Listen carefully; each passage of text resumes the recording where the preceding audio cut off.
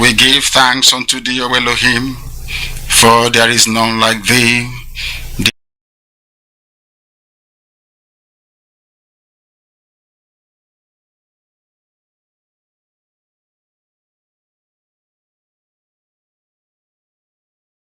And the end. You are the Alpha and the Omega. Our lives are in the palm of your hands. We commit all that we are unto thee. We have come as the ancients did before us, as our ancestors did before we came, to offer praise and adoration unto your holy name and no other. For we do not worship any idol. We do not worship anything born of a human being. We do not worship anything carved out of a tree. We do not bow down before anything molded with the hands of men. It is only thee that we worship. That is why we have come this very evening on this hallowed platform that you yourself created, to offer you unadulterated praise and to hand over to thee all that we can ever become, because Biafra is yours. This very family of IPOB, you molded yourself. You decreed that IPOB must come, and now that we have come, that we may worship thee, O Elohim, please accept our offering of praise and sacrifice unto your holy name, because there is no other like thee. We will continue to adore thee. We will continue to worship thee. And as I said before, and I will reiterate, as we pray unto thee, that Biafra is your possession, we will sacrifice Biafra unto thee, that you may guide us in all that we do. It's only you that sees the hearts of men. If there is anything that we are hiding, if there is anything that we have concealed from our people, O Elohim, you will judge us very harshly. But if our hands are clean, our hearts very pure, you will bless IPOB, and you will bless me, and you will bless my family, because it's a promise from you. All our hope and our trust is upon thee. May your name be glorified. May you be exalted. May you, O Elohim, be praised. Now and forevermore we pray. Ise. Ise. Ise.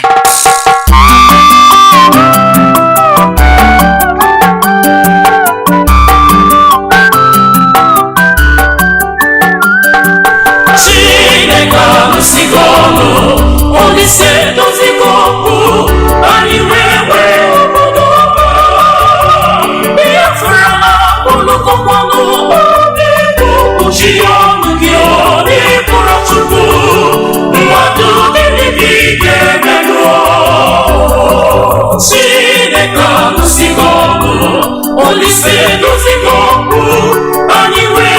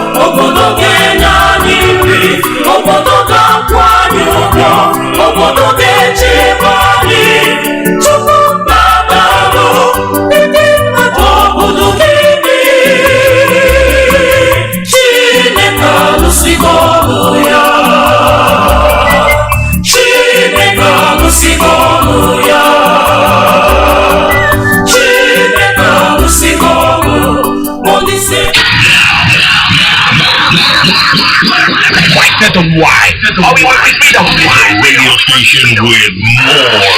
You're listening to the radio station. You're listening to this is Radio Biafra. Radio Biafra. We are not like other people. Because as I once reminded you before we came, there was nobody like us. Now that we are here, they pretend, they copy, they emulate, they fabricate falsehood. But they can never be like us. Long after we are gone, they will wish we lived forever. IPOB is very special. Exceptionally special. The largest mass movement in the whole world bar none. And we did it because Chukwokika Biama is with us. We did it because Chukwokika Biama created IPOB himself. And we are here to pilot its affairs. We will not prevaricate. We will not stop. We will not slumber until Biafra is fully restored to its former glory. Anybody in doubt as to our resilience and our determination to restore Biafra is not only mistaken, not only misguided, but needs to see a psychiatrist. Because we are not stopping. I am Nnamdi Kanu and I don't stop until I get what I want. We are not like other people. Because as I once reminded you before we came, there was nobody like us. Now that we are here, they pretend, they copy, they emulate, they fabricate falsehood.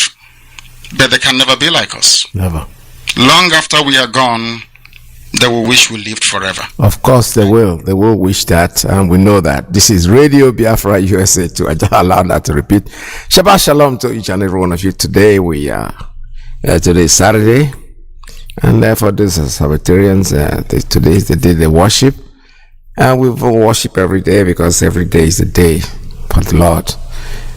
All right, I have a few news here and there to read, but before then, I want you to listen to this prophetic message by our leader, Mazi Nnamdi Kanu. You know, he says things and people are asking, is he talking from Kuje? Is he talking from DSS dungeon? No, he is not. These are things that he said before. So the day you hear it, it looks like it's that day, because there are many of you out there who just talk about things that you don't know. Many of you start to carry news here and there. We told you, for you to get the correct information, tune into Radio Biafra. You will refill in your Okwara. Forget about what you were thinking before. Don't keep sending me all these clips that, you know, people are doing very well, sending clips and they're trying to make their own money too. You know, when he says subscribe, it means subscribe. It's some money that is going to him. Is getting. There's nothing wrong with that. But don't be a dweller of second-hand news, because this news that you're trying to give me, the person that I'm talking about knows himself. These are old, lapidated, second-hand, not even second-hand, fifth-hand news. The day you be wise is the day you get to Radio Biafra and you start hearing certain things. Then you start asking yourself, where have I been all these years? Yes, you have not been anywhere. Our leader, Mazi Nnamdi Kanu, has spoken about all these things long time ago. And prophecy don't come to pass. Everybody listen carefully and share the video. This man are really prophet. Hi, Nandi. Oh, anyway, listen carefully. Every Yoruba person supporting Fulani, you are setting up yourself to become like the Hausa people. Remember when Hausa was supporting Fulani? We are Hausa Fulani. We are Hausa Fulani. Where are the Hausa people today? I ask you. Where are those Hausa people today? Do you see them anymore? They say we are Hausa Fulani. We are Hausa Fulani. Do you see them again today? Do you see them? I'm asking you. No, because Fulani have completely overwhelmed them. It's called emasculation. Completely emasculated them. Look at what they're doing in the East. In the East, they come to the East, I will tell you, oh, you want to be the president or vice? Yeah. They say, give us land for Ruga. They give them land. As soldiers of Kadudi that law Banta. They've taken it over in forever and ever. Give us land in your state. Hope of them are prove to us that you are stood. Give us land in Olo. Hope of them will give them land in Olo. We can go and kill people in people. We can kill for them. How many Fulani governors are prepared to kill bandits? I didn't say normal people. I'm talking about armed, dangerous bandits. How many Fulani governors? Go and read your newspapers, you will see it there. Fulani governors are negotiating with them, giving them arms, giving them vehicles, making sure that their life is no longer a misery. But see, they come down to the south, they tell you, give us land for Ruga. Go and kill your people to prove to us that you're one Nigerian. That was why Obiose was talking rubbish. Was yesterday or 2 days ago. Supported by the BBC. The problem you people have in Nigeria is this. Your journalists, you see people, Punch newspaper, Tribune, Vanguard, and Nation, they are your second worst enemies. I'm telling you the truth. They can never ever be objective in their reportage. Never ever ever. That's why all of you are suffering. But you don't know it. They were the same people used to scuttle the NSAS protest. Of course, some of you went about looking for Indomie in warehouses. Typical black people. Any revolution that is coming now, you must stand very firm. They'll say, oh, you're Igbo, oh, you're Yoruba, oh, you're from Urobo. Don't join them. It's our turn in 2023. If you do this, you will scuttle our chances of becoming the president in 2023. Ask yourself, all of them that have been president from time immemorial, what benefit has it brought to you as a human being? Absolutely nothing. So you have nothing to lose. Absolutely nothing to lose. You look at them now, how they have now descended on Yoruba people, asking them to concede, give us your forest, we must graze, we must do this, we must do that, and slowly before your eyes they are giving in, they are capitulating, they are allowing them to go, if you don't give it to us, Tinubu will not be president in 2023. Tinubu won't be the president. That's what I'm saying to you. And foolishly you will agree and hand over your land to them. And once they take your land over from you, look at Hausa. Because there is a saying where we come from. If you want to know what your life is going to become in the future, look at Hausa people. If you want to understand or appreciate, I will say, the life that you are about to bequeath to your children and grandchildren, look at Hausa people. Is there any Hausa governor today? Is there any Hausa emir? Is their land though? Katsina is Hausa land. Kanu is Hausa land. Sokoto is Hausa land. The Hausa people own it, indigenous to those areas. I'm asking you this question. Is there any Hausa man who's an emir in the north? The answer is no. The same thing is going to happen to you. If you don't rise up now to break, I'm not even asking people to break this, you demand for what rightfully belongs to you, your freedom. The freedom to decide. The freedom to write a constitution if you prefer. The freedom to live with whoever you want to live with. That is what we are asking for. But most people misunderstood what we are saying, and today almost everything we have said about the zoo has come to pass. Everything we have told you, everything I told you has come to pass, hasn't it? Everything. And some people are still questioning and arguing. They said Fulani will resist by all means necessary, including armed resistance, any attempt to forcefully eject them from the forest. Yoruba, you must ask yourself this question. When we were pursuing them from Ipob, why didn't they say something about ESN on Nnamdi Kanu? Why? Have you asked yourself that question? Because they know we are prepared to die to defend our land. They understand that very well. That is the only language the Fulani understand.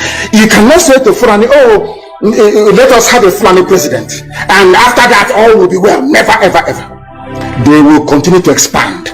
They will continue to identify idiots in your midst, traitors, saboteurs in your midst. They will promise them heaven and earth. They will give them anything they ask for in order to ensure that they get into you, they subjugate you. Look at Yoruba and the Ilorin.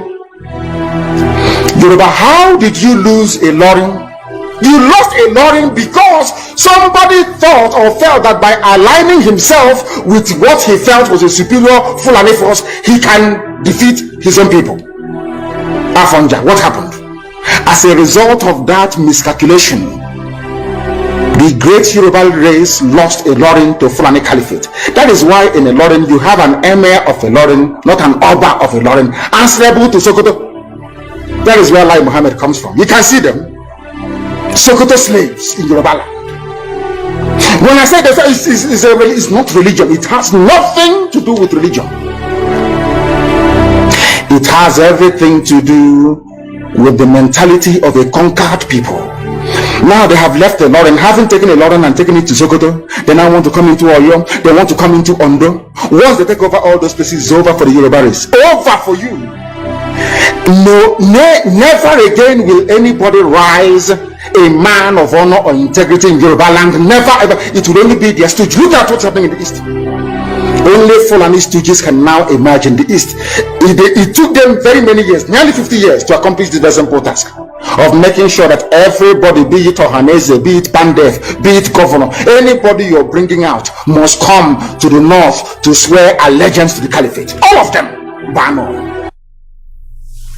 All right, that's a good one, isn't it? Like I said before, I just picked up this. I took it out of Facebook this morning, and I'm listening to it. Not that I have not heard it before. I have heard this over and over and over. Most of us in Radio Biafra have heard this. Originally, when he said this, we're all members of this organization, this noble organization. But today, for some people, it's like a new thing. Yes, it's okay. There's nothing wrong with that. When you wake up in the morning, anytime you wake up, it's your morning. Forget about those that slept before you and waking up in their own morning. So your own mornings when you wake up, and I say to them, welcome to knowledge. Welcome to this great knowledge from this great man. This man that they have tried everything to make sure they get rid of him. But you know something? God is in control of his life. There is nothing anybody can do to him. Nothing. I have a few news here this morning that I want to talk about. First of all, Solomon, they said they attacked him. Actually, he spoke himself. He said they tried to assassinate him. Well, the evil that men do, when you don't talk about evil, the evil will come to you. You know, Nigeria is a sage now where you say, talk, you die. You not talk, you go die. So if you see evil, better talk and die than to keep quiet because they are going to come after you. It's very simple. As simple as that. The bushfowl, like I keep giving you the analogy. Why are you making noise? Because they are killing the chicken. I want everybody to hear my voice because the chicken is going. I know I'll be next. So these so-called men of God, that's what I call them, because every single human being is a man of God. I don't know who the devil created. Maybe you might refuse to worship God in their own way, but that does not make you a Satan or whatever they call Satan, whatever it is. What it makes you is that it tells you that you are a child of God. The breath you take, every day you breathe, you are alive. Do you think you have the power to do that? No, it's not your power. There's a force that is controlling that. And that's what we choose to call God. And that same God is for everybody. Nobody in particular is a man of God. The truth is, you have been saved. Probably God saved you for a purpose. Speak against the evil. It does not matter whose name is crying. You're probably preaching and talking about your fellow pastors and disturbing yourself over something that you have no control over. You know, I look at spirituality this way. Let me digress a little bit. It's like an upstairs building where the people on top are able to see the people below. But the people below cannot see them, but they are. That's the way it is. If you're on a third step, you're a pastor, you're in third step, okay. There are people out there that is beyond you. Don't castigate them. Don't start calling them names. Don't start saying they are using one kind of diabolical word. No power is diabolical. All powers come from God. It does not matter whether the way you use it. That's the difference. It's like money. You take one naira, you have millions of naira in your pocket. Okay, it's a good thing, isn't it? But what is bad is what you use it for. What the money is still the money. It has not changed. It's only the action, the use of that particular money that gives you the name. If you want to commit the so-called evil with the money, fine. It's still the same money. It has not changed. You want to bless people, you want to help people with it, fine. The same money, same currency. So it's the same power. Every power comes from God. There's no difference. The point is, what do you use it for? After all, a man who can heal can kill, isn't it? A pastor who is such a great man of God, G-O-D, yeah, He can destroy, he can decide to be destructive. He can decide to be philanthropic. He can decide to molest children. He can decide to do just anything. So let us talk about the society where we live. See the evil, call it by its name. Stop fooling yourself and deceiving people because you think you are not going to be accepted anymore when you start, you want to have friends. What makes Nnamdi Kanu very unique? He's not a pastor. He never claimed to be one. But you know something? If you do good, he will praise you. If you do evil, he will praise. He will tell you on your face. He has no permanent friend, and that's what a pastor is supposed to be. The man who preaches God. Why do they want to take your life? People have died. Your convoys, the people, because I was listening to him, and he's made it live. I didn't want to read it out on Radio Biafra because sometimes we don't know where the sources of this news come from. But when I listened to him, this man said, okay, so really he was attacked. Well, he is not the only one. There are other people in the world that have been attacked before. If you keep quiet, it's people that organize themselves. The politicians who organize themselves to go to Kenya, organize themselves, took an aircraft to go and bring Mazi Kanu back, kidnap him. What did he do? He is trying to save us, including you, including your children, including those who are out there. Every single person, everybody that calls himself a Nigerian, but who organized the same way to go and bring him and kill him for doing what? For trying to save you. The evil that Nnamdi Kanu will be alive to see Biafra, no matter what you people do. He has a mission, and his mission is to free his people, and he's going to do it. Whether you like it, British people like it, Fulani like it, whoever, you don't like what he is doing, do it your own way, but his way is our way, and we are following him to the grave.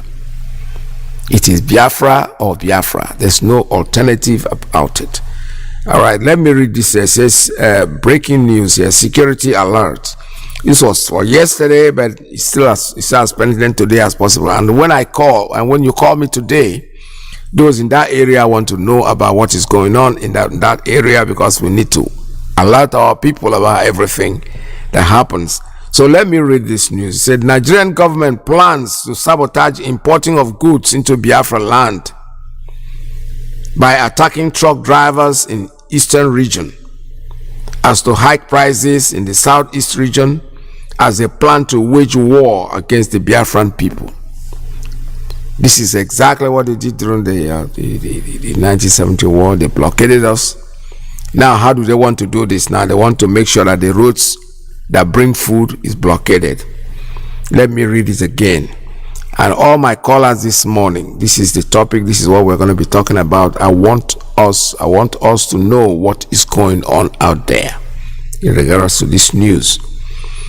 Nigerian government plans to sabotage importing of goods into Biafra land by attacking truck drivers in eastern region, as to hike prices in the southeast region, as they plan to wage war against the Biafran people.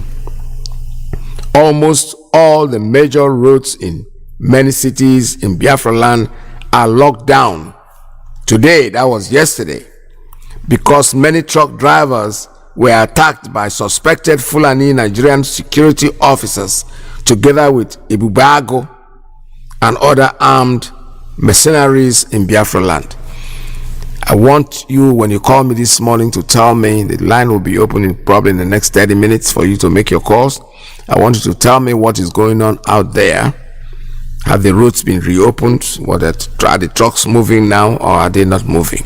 Let me read that line again. It says, almost all the major roads in many cities in Biafra land are locked down today, 21st October 2022. That was yesterday, because many truck drivers were attacked by suspected Fulani Nigerian security officers together with Ebubago and all armed mercenaries in Biafra land.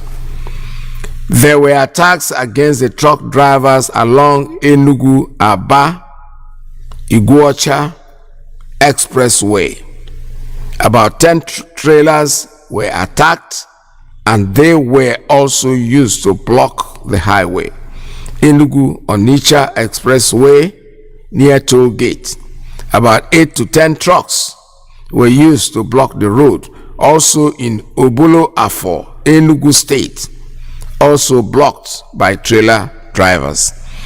Whoever is going to call me from those regions today, please let us know. Biafrans want to know what is going on around them. That's the essence of the radio. That's the essence of the news that we are reading. That's why I allowed the line. I open up the line for you people to talk. We want to talk about these issues. If you are in that area, if you are in Enugu, you should know about this. Let me read this line again. It said there were attacks against the truck drivers along Enugu Aba Iguacha, better known as Port Harcourt Expressway. About 10 trailers were attacked, and they were also used to block the highway. Enugu to Onitsha Expressway near toll gate. The location is near the toll gate. 8 to 10 trucks were used to block the road. Also in Obulo Afo, Enugu State, also blocked by trailer drivers. Obulo Iyke, Obulo Afo. I remember that I was there during the war, fought there, that region. Also, there was same incident in Abia State, all round along Aba Ikorekpene Road, Ishowa Road, Orata Road in Aba Iguacha Expressway. These areas is Abia State. We need you to call us and tell us what is happening out there. Is it still the same situation, still the same, or has it been cleared? Also, there were the same incident in Abia State, all round Aba Ikorekpene Ishowa Road, Orata Road in Aba Iguacha Expressway. Basically, they're blocking all our exits and our entrances. They're trying to stop food from getting to our people. They want to create the scarcity that doesn't exist. They did that during the war, through the last war. That resulted to children being starved to death. Millions of children died, because of lack of food. They are trying to create the same thing right now in our region. Also in Iguacha, there were some attacks along east-west road of Iguacha and Iguacha Port Harcourt. When I say Iguacha, that's the real name for Port Harcourt. But for now, you know it as Port Harcourt, so I want you to know exactly what I'm talking about. Also in Iguacha, there were some attacks along east-west road of Iguacha, and all seems to be a coordinated attack around Biafra land. Yes. Biafrans must be on alert as things are getting rough these days. More details will come to you later. These are enough details. When you call me this morning, please let us know what is going on, because we're interested in knowing what is going on, and is our home. All right, another one that I spoke briefly about is Solomon. He was attacked. He spoke himself that he was attacked, but he says here gunmen attacked the Solomon's convoy and policemen, and his daughter died. Well, in his own broadcast, he never said his daughter died. He said some people, about 7 people died. He said gunmen on Friday attacked the convoy of a senior pastor and general overseer, Fire Ministries International, Apostles Johnson Solomon.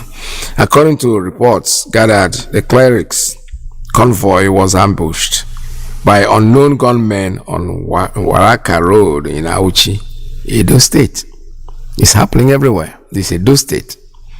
It is happening everywhere, and when you keep quiet, when they kill the chicken and you don't say anything, one day it will get to you, says the Okwa, who is making some noise because he wants people to understand that their life is not safe anymore, that the things are happening, and nobody is talking. If you don't talk, it will eventually come to you. All right, this is Radio Biafra USA 2. We are still look at it. Okay, now I'm seeing a picture of the blockages. The video was sent up here. Let me see if there's an audio here. forever and ever. Onye wekwana ngwaahịa mmadụ. Onye wekwana ngwaahịa mmadụ. Don't take what is not yours. Let me start.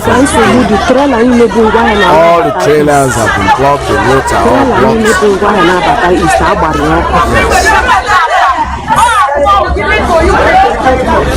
There is war going on. Onye wekwana ngwaahịa mmadụ. Onye wekwana ngwaahịa mmadụ. Don't take what is not yours. Trailers, of trailers.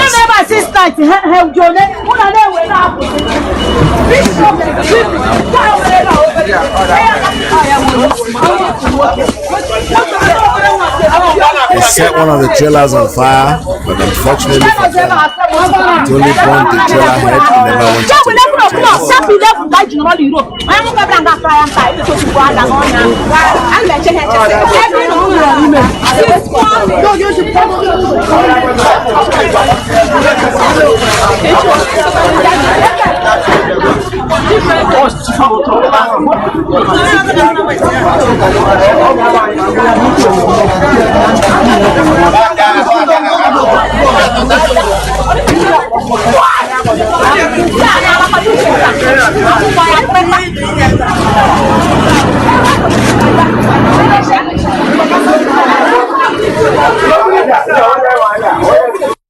Yes, there are trailers being burnt.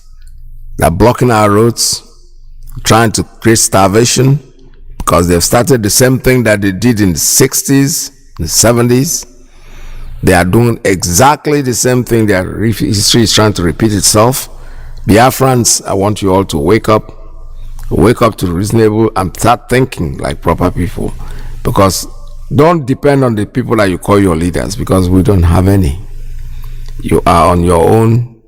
This is a planned thing by the Fulanis. It's been planned over the years, many years. We say it on Radio Biafra and nobody will listen. It has been said even before. There are people that talk about these things, but the people like the likes of this Solomon that they just attacked, these are people who think that, no, don't listen to Radio Biafra because it's propaganda. Yeah, propaganda that is becoming real. Even when somebody says, what you call a rumor is when there are no reference points. If somebody says something and gives you reference, and it's something you can investigate, something you can go to find out whether it is the truth or not, and you still live by the word, forget about it, just wave it with the back of your hand, don't worry about it. Maybe by the time you realize the truth, you are half-baked. Maybe you've lost one limb, or somebody in your family has been killed. That's when you will wake up to reality.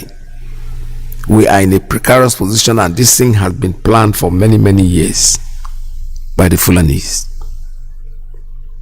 Today it is happening. Biafra land is where we are going to die with you. You can go and take whatever land you want in Nigeria, that so-called Nigeria.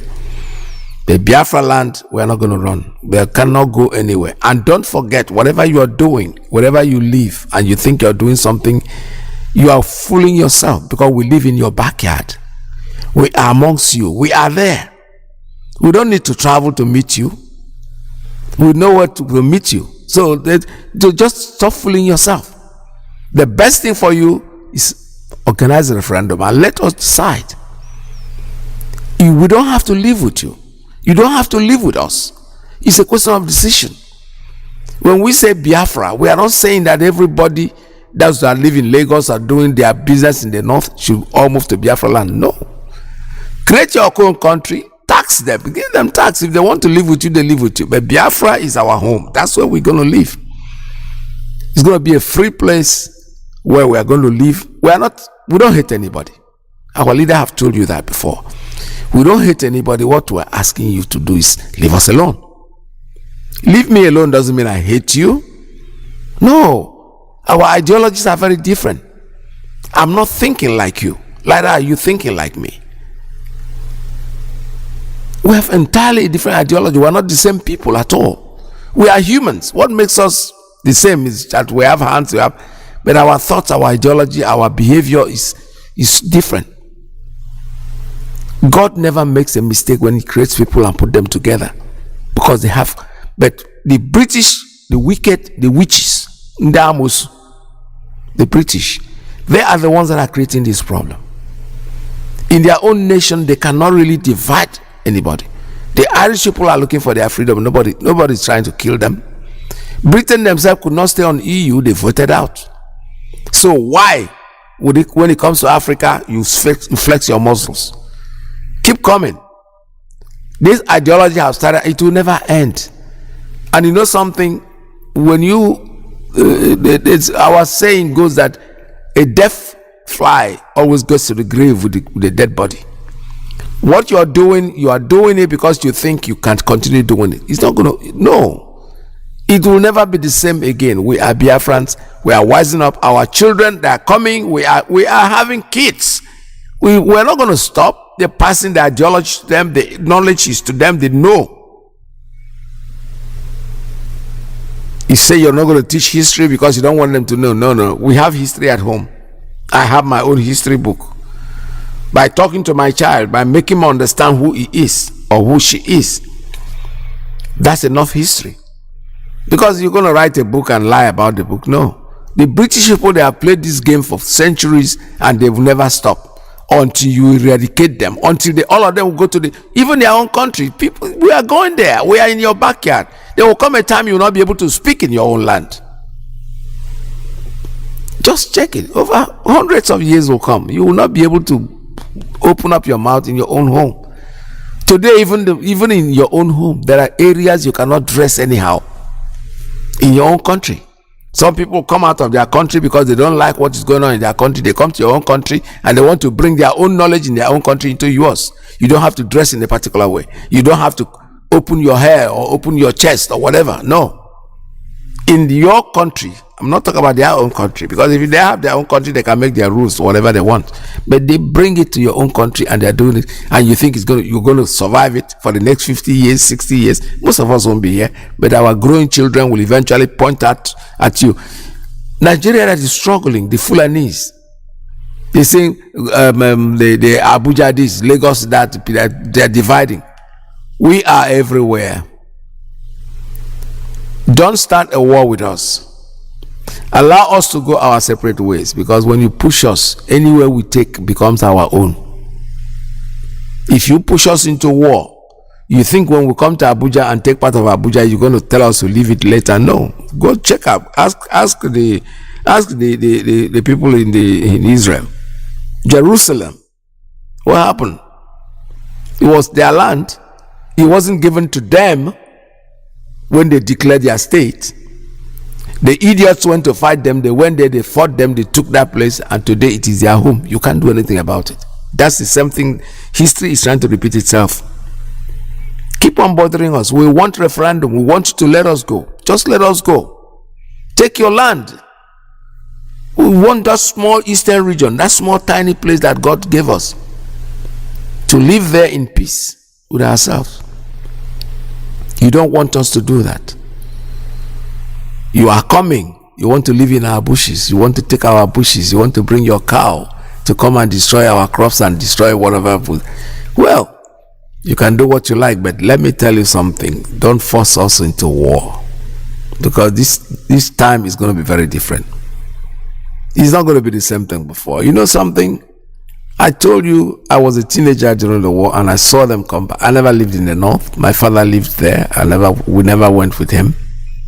He escaped life and came back to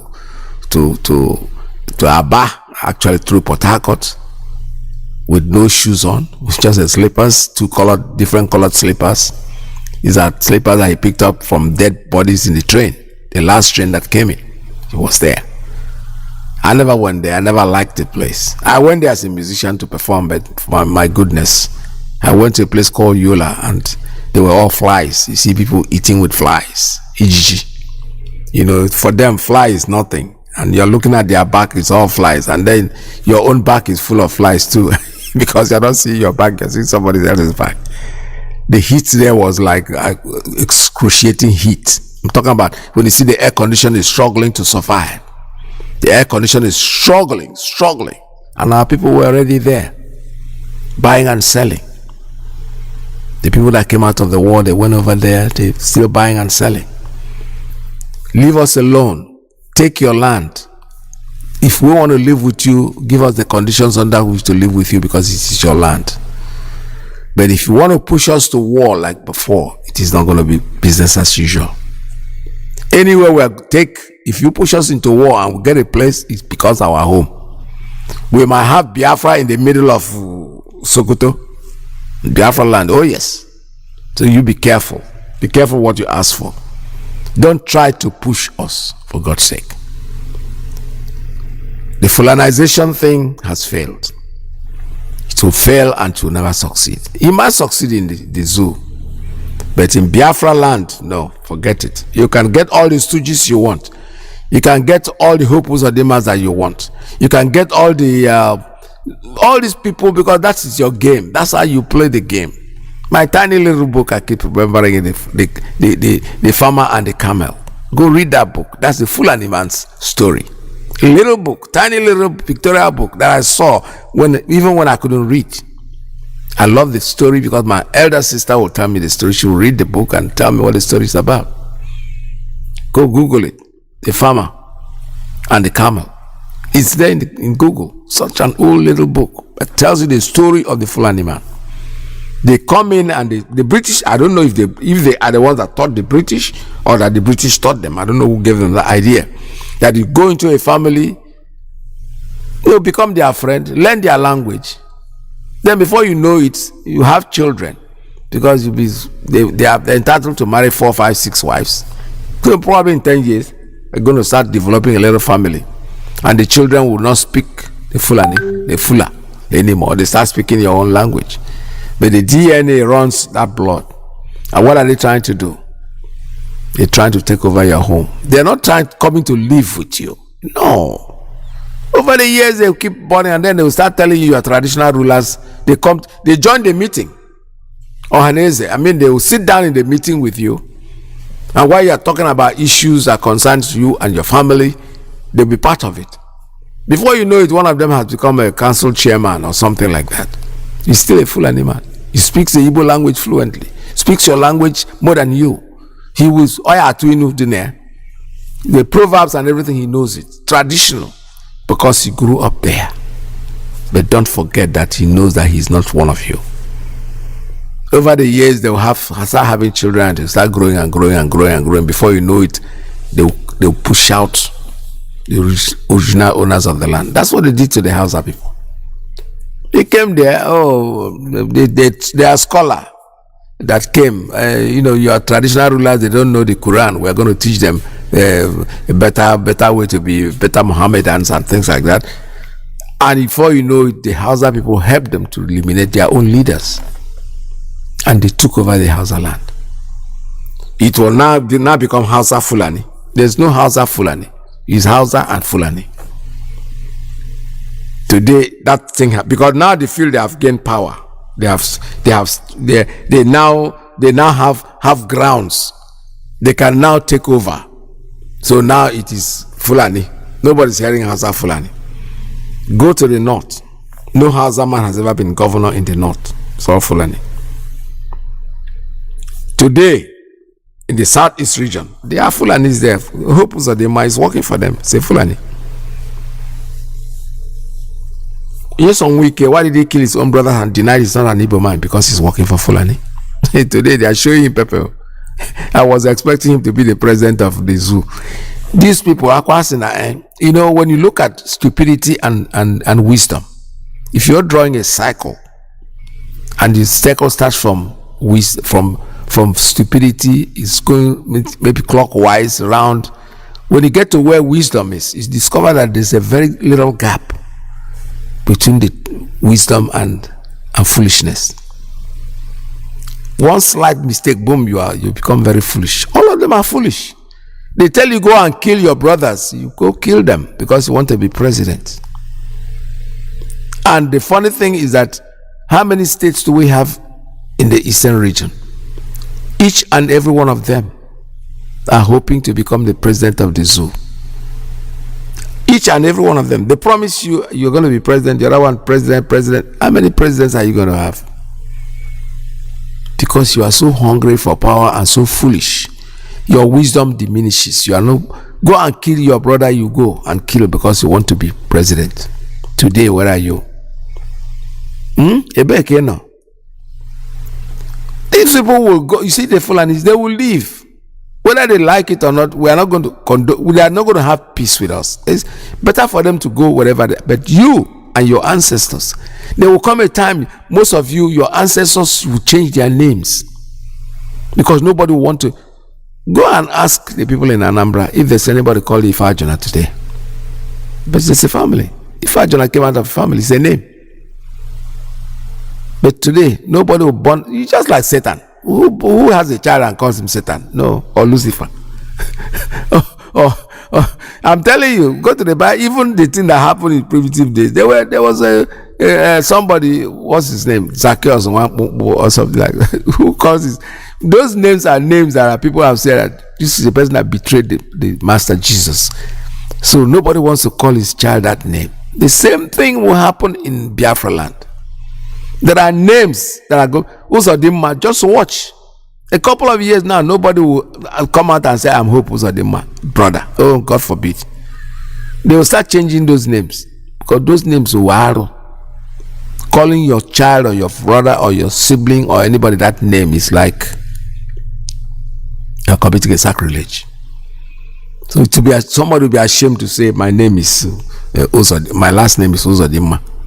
Yesterday, one of our brothers trying to explain to me about P2B and the confirmation. We all have those names, but you know something? Your name is your traditional name. Hapo Church.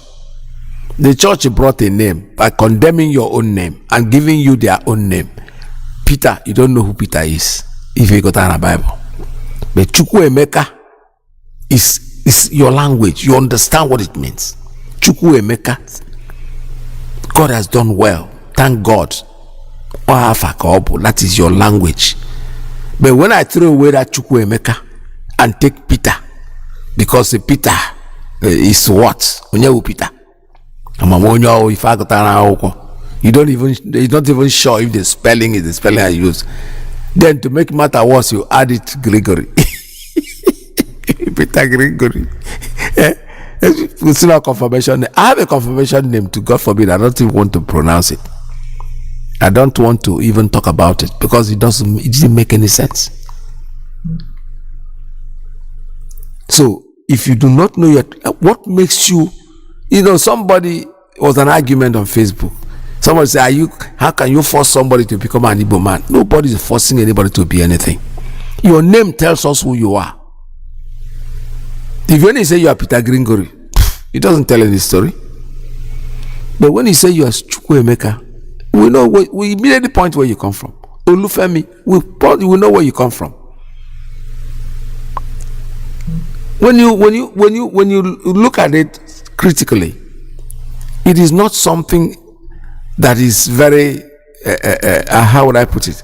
It's not something that needs a philosopher to think about. Church is good. The morality that the church has imparted on most of us is just the good thing about it. But say they will tell you about God and tell you how to get to God. Forget about it. It's an inner thing. Nobody will tell you. When you resonate with the truth, you will know how to get to where you're going. And truth, the word truth, it doesn't even with the parenthesis, because there are certain things that are talking and they say is the truth, which is absolutely nonsense. It has no atom of truth in it. They want to Islamize the place. They have planned it over the years. We see it happening.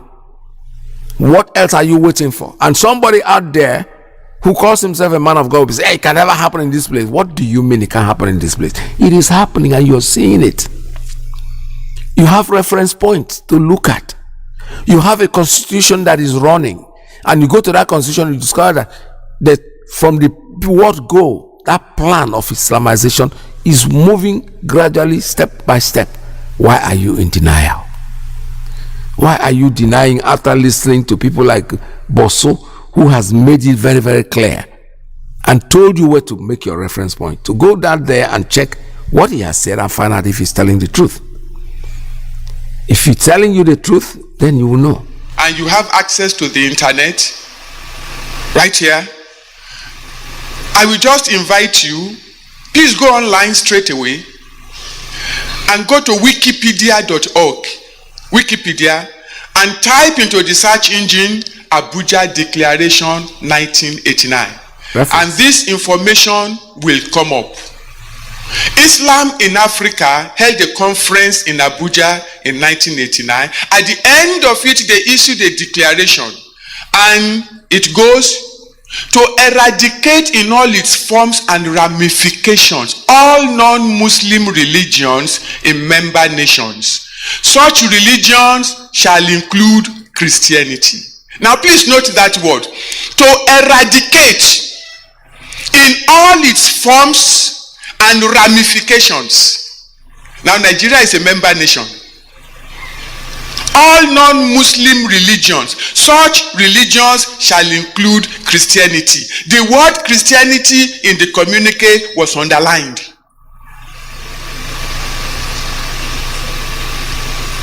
To ensure only Muslims are elected to all political posts of member nations, to ensure the appointment of only Muslims into strategic national and international posts of member nations, to ensure the ultimate replacement of all Western forms of legal and judicial systems with the Sharia.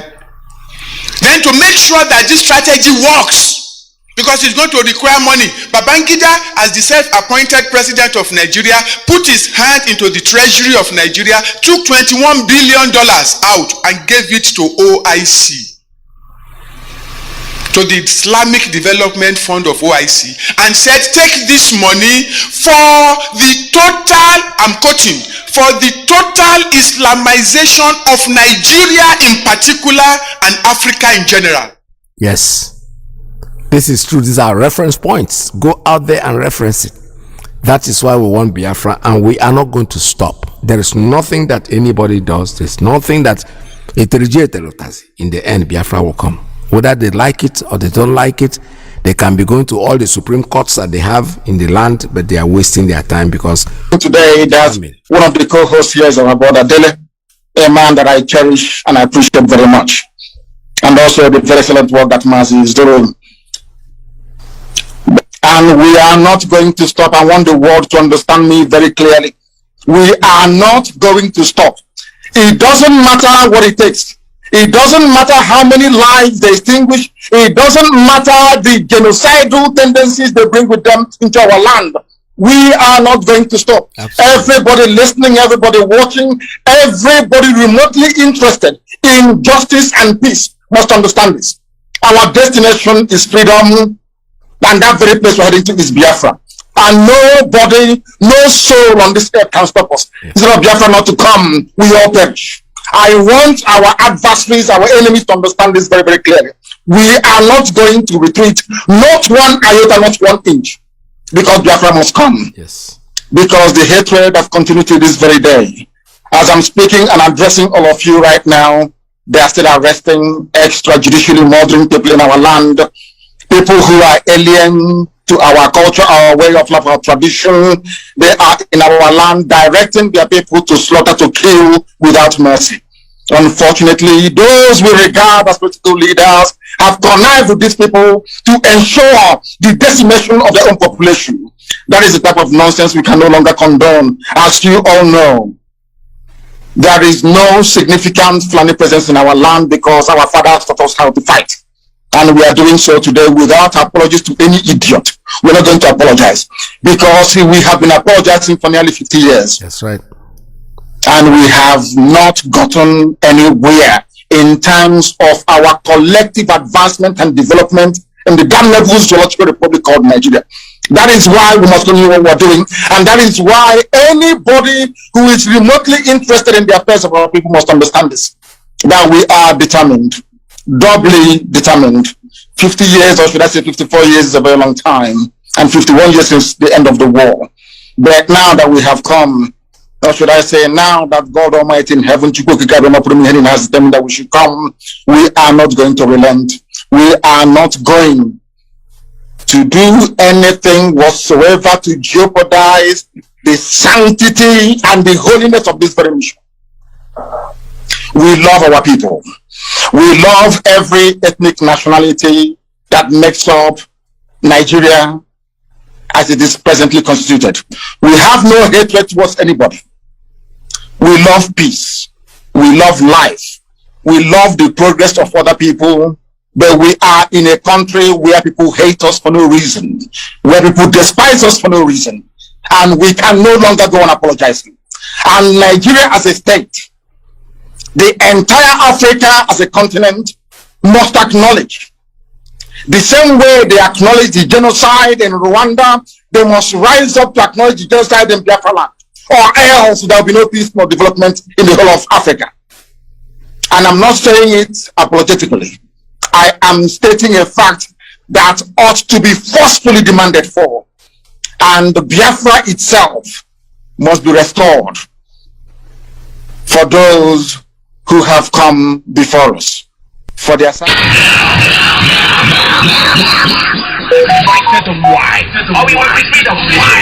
station with more. You're listening to the radio station. You're listening to this is Radio Biafra. Radio Biafra.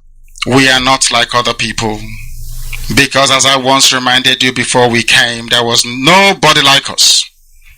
Now that we are here, they pretend, they copy, they emulate, they fabricate falsehood, but they can never be like us. Long after we are gone, they will wish we lived forever. IPOB is very special, exceptionally special, the largest mass movement in the whole world bar none. And we did it because Chukwokika Abiyama is with us. We did it because Chukwokika Abiyama created IPOB himself. And we are here to pilot its affairs. We will not prevaricate. We will not stop. We will not slumber until Biafra is fully restored to its former glory. Anybody in doubt as to our resilience and our determination to restore Biafra is not only mistaken, not only misguided, but needs to see a psychiatrist, because we are not stopping. I am Nnamdi Kanu, and I don't stop until I get what I want. All right, now I can open up the line, but please bear in mind what I told you. I want to know what's going on with the blockages, the roads that are blocked up in Biafra land at this moment. I started yesterday. The news was in here yesterday, but I know that by now, most of you in your areas, please call in and let us know what's going on. The number here is 646-920-4541, 845-344-7984, 929-406-9953. We are Biafrans, and what we want is our freedom. No matter what they do, no matter how much they try, they cannot discourage us. We cannot stop. We will continue, regardless of the way they think. The lines are open for you. Make your calls when you're ready, and I'm ready to take as many calls as we can gather this morning. This is Radio Biafra USA 2. All right, I have a call coming in on WhatsApp line. Caller, good morning. Tell us your name and where you're calling from. Caller on WhatsApp line. Your line's open. All right, I can see that he's not ready yet. Whenever he's ready, he will take his call back. This is Radio Biafra. Call us. The lines are still open for you. Think come is the prince, I don't come again, you know. And the town's the big Oh, come is not the success. Mama, and the microphone. You don't tell what we dey fight for this freedom. You don't tell what we dey fight for this freedom. All we need is the referendum. All we need is the referendum. All we need is the referendum. All we need is the referendum. All we need is the referendum. Tell me what to do, tell me what you do, tell me what you see, tell me what you see, tell me what you know. When we talking about the referendum,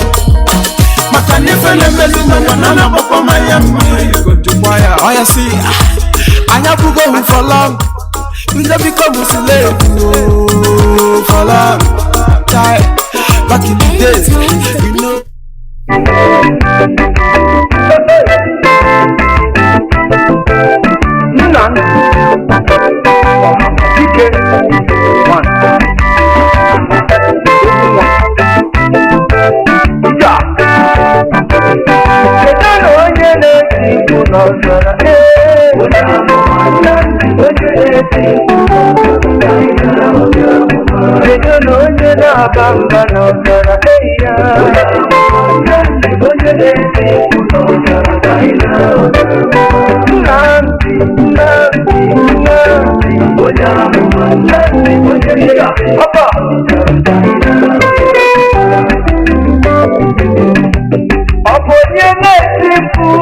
All right, I have a call coming in on WhatsApp line. Caller, good morning. Tell us your name and where you're calling from. Yes, Mazi Iyke, Shalom. Shalom. Our great veteran. Welcome to the program. Good morning. Good afternoon from here. Thank you so much. I greet you for your work, and I greet all Biafrans all over the world. I greet you, our leader Mazi Iyke. May Elohim protect him wherever he is now. Shalom Shabbat. Iyke, yes, there's a word I want to.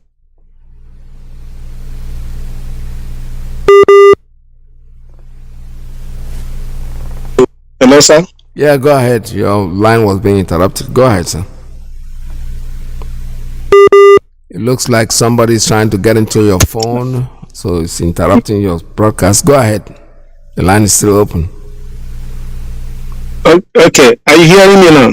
I can hear you loud and clear, sir. Go ahead. You talk. Yes, thank you. Thank you so much. Yes, I have a word to all those saboteurs in our land that they will always remember that a Sabo man will always be as useless as and foolish before the eyes of his or her masters that he is working for, that he is selling his brothers and sisters to. They will never be useful to their masters. It happens it happened in our village, in our community during the Biafra war. My father told me that there was one man. He sabotaged. He sold our people to Nigerian armies. He sold our people, our women. He gave them to Nigerian army people to rape and do all sorts of evil. But immediately those army people got their way into our community. Immediately they got their way into our community. Got fully granted into our community. They went back and killed those men. They killed the man, the main person. They killed the man and his wife, because they know that as far as the person sold his own brother and sister to them, that there's no way it will be part of them. So that is the only thing I want to tell all those people working, selling us to enemies, that they will never be useful before their masters. Shalom, Mazi Iyke. Well, thank you very much. Mazi Iyke. There, well, thank you so much. You know, when somebody knows that you are a traitor, you have already sold your rights. So what they will never do is take you seriously. They will deal with you in the end. This is Radio Biafra USA 2. Call us 646-920-4541, 845-344-7984,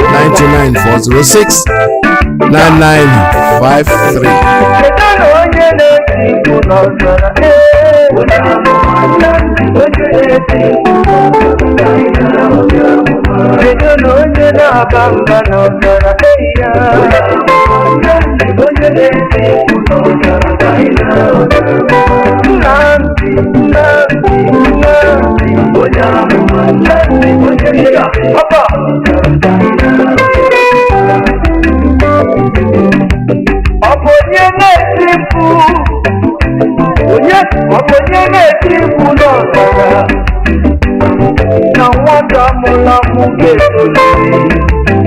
Mazi Iyke, Nnamdi Kanu. Ane-ekwafi maka ebe kwanu, unu makwanu bochala jewelo. Maka na nwata maka nkuka kide ya, wasi no batala ya na jobia. Unu makwana nkiri kande kilo odido.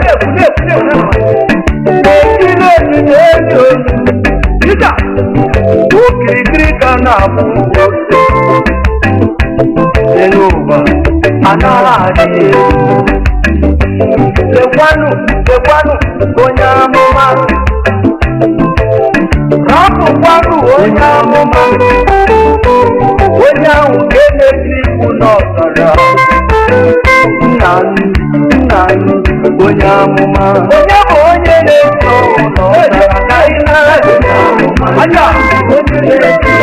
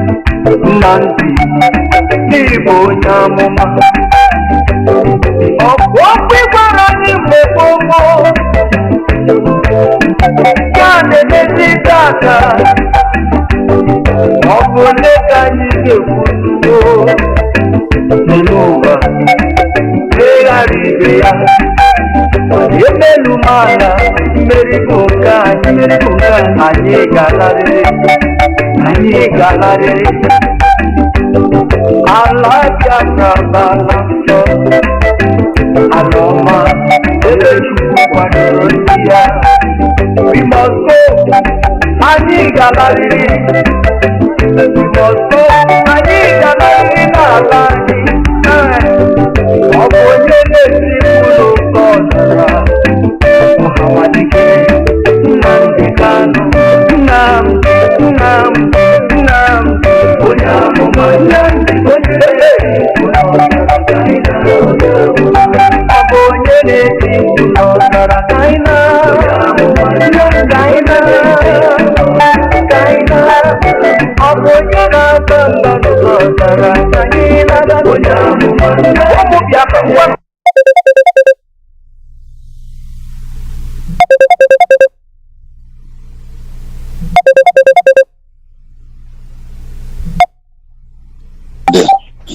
My veteran. Hola, good morning. Welcome. My veteran, good evening from here. Good afternoon from here. Sunday, Western. Shabbat Shalom. Yeah, this is Mazi Iyke from Nekroneke. Our leader, Citizenship Nnamdi Kanu, and his formidable, amiable leadership being the need for fanaticals, men and women of all over the world. Appreciate all of you. My beloved veteran, I have one of our biggest singers, Biafran gospel music, Prophet BBC. Okay. He's here to give us what is happening in Biafra land. Yes. Prophet BBC, over to you, my beloved brother and comrade. You are on to Radio Biafra. BBC, welcome. Thank you very much. Go ahead, sir. Thank you very much. My name is Prophet BBC in Bakawai. Wow. Good afternoon if you are watching me from different place. Good morning if you are watching me from different place. Good evening if you are watching me from different place. Here in Biafra land, we are going through a lot. I must be sincere. More especially we, the popular known people here, we are going through a lot. But The only problem we have here, and the key problem we have here, is for them to release our leader, Mazi Kanu. That's correct. I am not the type that normally always come online, but here now, as you have connected me here, I pray he will be released very soon. Because they know that he is the only solution to the entire problem that is happening in Biafra land. Yes. Our people, see, some people are importing people in Biafra land. If you go to Enugu, Fulanis are entering day by day. Day by day, even here in Anambra State, Fulanis are entering day by day. Some of the crime you hear being committed down here is not being committed by anything like IPOB or something. They are being committed by Fulanis in order to tag it to Ipob. Yeah. We are seeing things day by day here. We that are doing some certain things, we don't have our own freedom to walk around or do some certain things freely. You understand? Yes. We are going through a lot. All we need here is the assistance of Chukwu Kikabiama. And I believe that there is one man that has solution to all these matters, Nnamdi Kanu. There's nothing to preach again. All I normally do is to go back to what he had preached before, because I know that is what is going to happen. Yes. Even down here, if you go to Enugu State, like recently, when some people announced my death and me being mad, at the end of it, I wasn't mad. They said they are sending him back to monastery. I was happy because I preferred if they have sent him to the monastery that is in Meduguri. He said we are one Nigeria. Yes. That is what I wanted them to do. Because since he was sent there, why are people protesting? The Reverend Father that is there is still a Reverend Father of Roman Catholic Church. That's right. You understand? We should be happy. We are worshiping the same Holy Spirit, the same God. Is it not? These people are people that have sold their brothers. Yeah. My prayer is this. Anybody in Biafra land that have turned himself into a saboteur, I pray he will die like a church rat. Yes, sir. Yes, sir. I pray anybody that is trying to do. I spent 6 good months inside the yard. After everything, some of my things were being damaged. Nobody heard about some certain things. I'm just going through some things because of some reasons. But for somebody like me, nothing can make me go back. Oh. Yes. I am in my house. I am not dodging anywhere. I'm not the type that normally say I want to travel to anywhere. I'm not the go, but if I day here. Yes. Anything where the person wants, they my place. I'm saying this to the entire world. I'm saying this to the entire world. My name is Prophet BBC. There are things that will be happening. Something that killed your mother, killed your father. Are you waiting for the thing to kill you before you know that this thing is harmful? Terrible. We don't belong the same place. No. We are not Nigerians. I am not saying nobody should support P2B, all these things they are doing. I am not against it. P2B cannot arrange Nigeria. I am not a politician. I am not the type somebody can give anything. I have things I'm doing. That's right. You understand? They are just punishing somebody like me just to make sure that we are being crippled. No. Can you imagine that somebody is contesting for governorship in Enugu State and they have billions of dollars investment in Lagos? Why will he be governor in Enugu? Why can't he go and contest for governorship in Lagos State? Yes. If I say something, they will say I'm saying something that is different. Don't we have land in Enugu State? They say they want to give me money. What they don't want to give to me, I am okay with the little I have. I just need freedom. Even if I die fighting for the freedom, let the people that come after me see the freedom and witness it and enjoy it. Yes. You are not making. I love Biafra land. I pray one day somebody will understand what we are going through here. We are being punished. We are being humiliated. Even in the areas we go for programs, the areas we go for programs here, they say we are not going to invite you because if you come there, people will come and shoot gun. Which people are coming to shoot gun? Is it not the same Fulanis that are sending people to come and shoot gun? Yes. Which people are coming to shoot? Is it not, if you go to a place and you speak Igbo, you speak my language, and you are hearing my language, why would you come and shoot gun? If I need to make you happy, I make you. If I need to sing, I sing. Yes. We are dying here. Some people might be claiming that they are alive today, but they should remember the people that died yesterday are victim of yesterday. Yes. The people that are alive today might be the victim of tomorrow. That's right. These our senators, governors enjoying themselves. One day, karma is coming. Yes. Karma is coming. I don't want to be a friend to any senator, any governor, local government. I'm saying it to the whole world. I don't need them.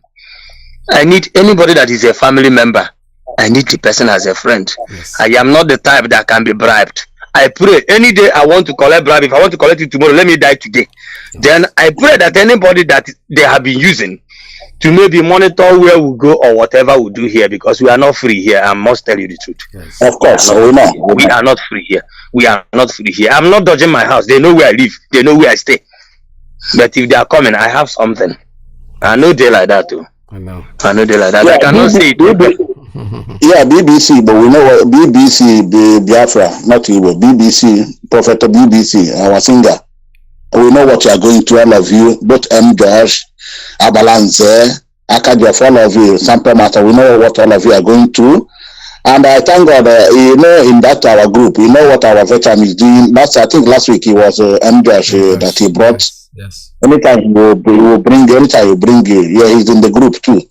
Never mind, continue to propagate the gospel. They don't allow you people to do show in the Logical Republic, and they cannot allow you people to do show in Biafra land. That is why we are crying. But it's well, not so bad. Yeah. Thank you, our beloved brother. All right, BBC, I'm very happy you're on the show today. I'm very, very happy to hear from you. And we hope you keep doing this. This is on Saturdays. We want to bring in artists to talk, say their mind without exposing themselves too much, because we are living in a crazy place called the zoo. And we know what you're going through. Yeah. We know it's not easy, but then Chukwu Abiyama is in control. Our leader, Mazi Iyke, has taught us well, and we are solidly behind what we are doing. I followed you for a long time. Honestly, I've listened to some of your songs, and very, very sincerely happy that you are on this program with us today. Thank you very much. Thank you. Yeah, our veteran, the link is sent to you since that day. After program we may talk. No, sir. Thank you. Thank you. Right. Thank you very, very much. Thank you very much for coming on the show. This is Radio Biafra USA 2. We are still taking calls at 646-920-4541, 845-344-7984, 929-406-9953. I like what I'm hearing this morning, and I'm very, very happy, delighted that the BBC was on the show. Very, very, very extremely happy that he came on air. And, from time to time, like I said before, we shall be coming in and talking about our issues. We feel it. I know what you guys are going through. It's not easy. Believe me, it's not easy at all. When you're walking around, it's like you're dodging bullets, but you're supposed to be in your own land. But all that will be over very, very soon. Very, very soon, Biafra will be here and things will come back to normal. This is Radio Biafra USA 2. Keep on calling us. The lines are still open for you. Oh, nana, land of the right side, John Lovine, my originality. Land of the right side, Biafra, land of the rising sun, Biafra, my home, my fatherland, Biafra, land of the rising sun, Biafra, my home, my fatherland.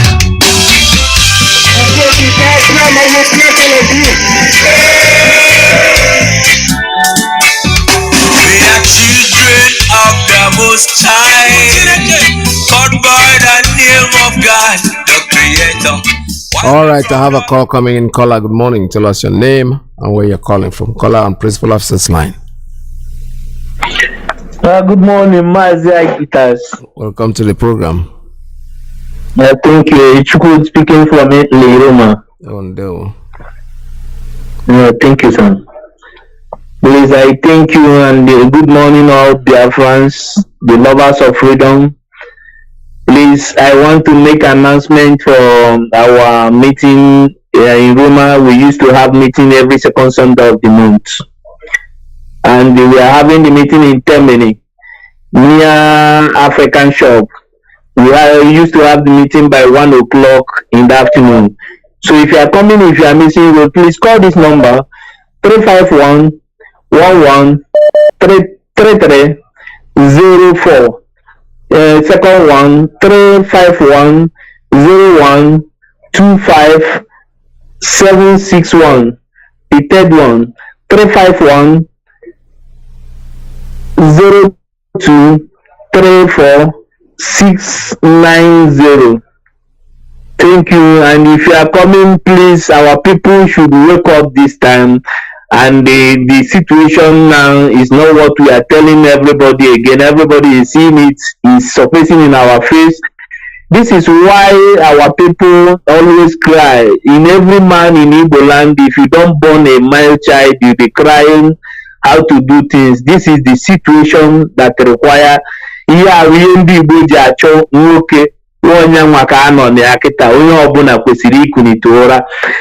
there is also prophecy coming to fulfillment. You remember when the prophet Ingida said dialogue now, and they refused to dialogue, and now it has come. But glory be to Chukwu that everything is still working well by his grace. I pray that he will strengthen our leader from strength to strength to get before until the end of this mission. Thank you, and God bless you, and God bless Biafrans. God bless you too. All right, thank you very much. This is Radio Biafra USA 2. The calls are still coming in on 646-920-4541, 845-283-9665. That's a private line that you need to call if you want to. And then you have 929-406-9953. This is Radio Biafra USA 2. I'm happy to have received one of our brothers today, BBC, Prophet BBC, and a good singer, good musician.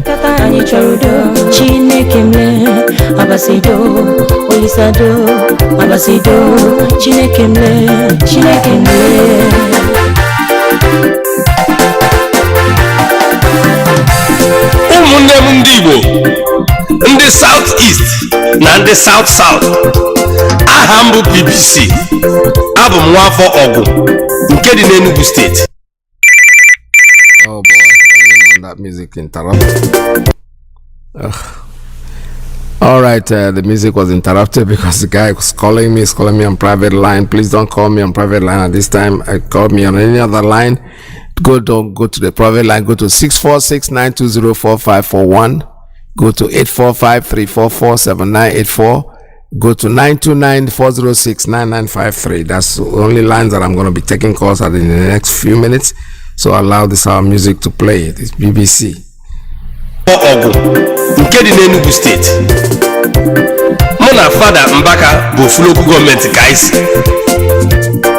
Abụ m a Catholic. Amụkwara m na Catholic.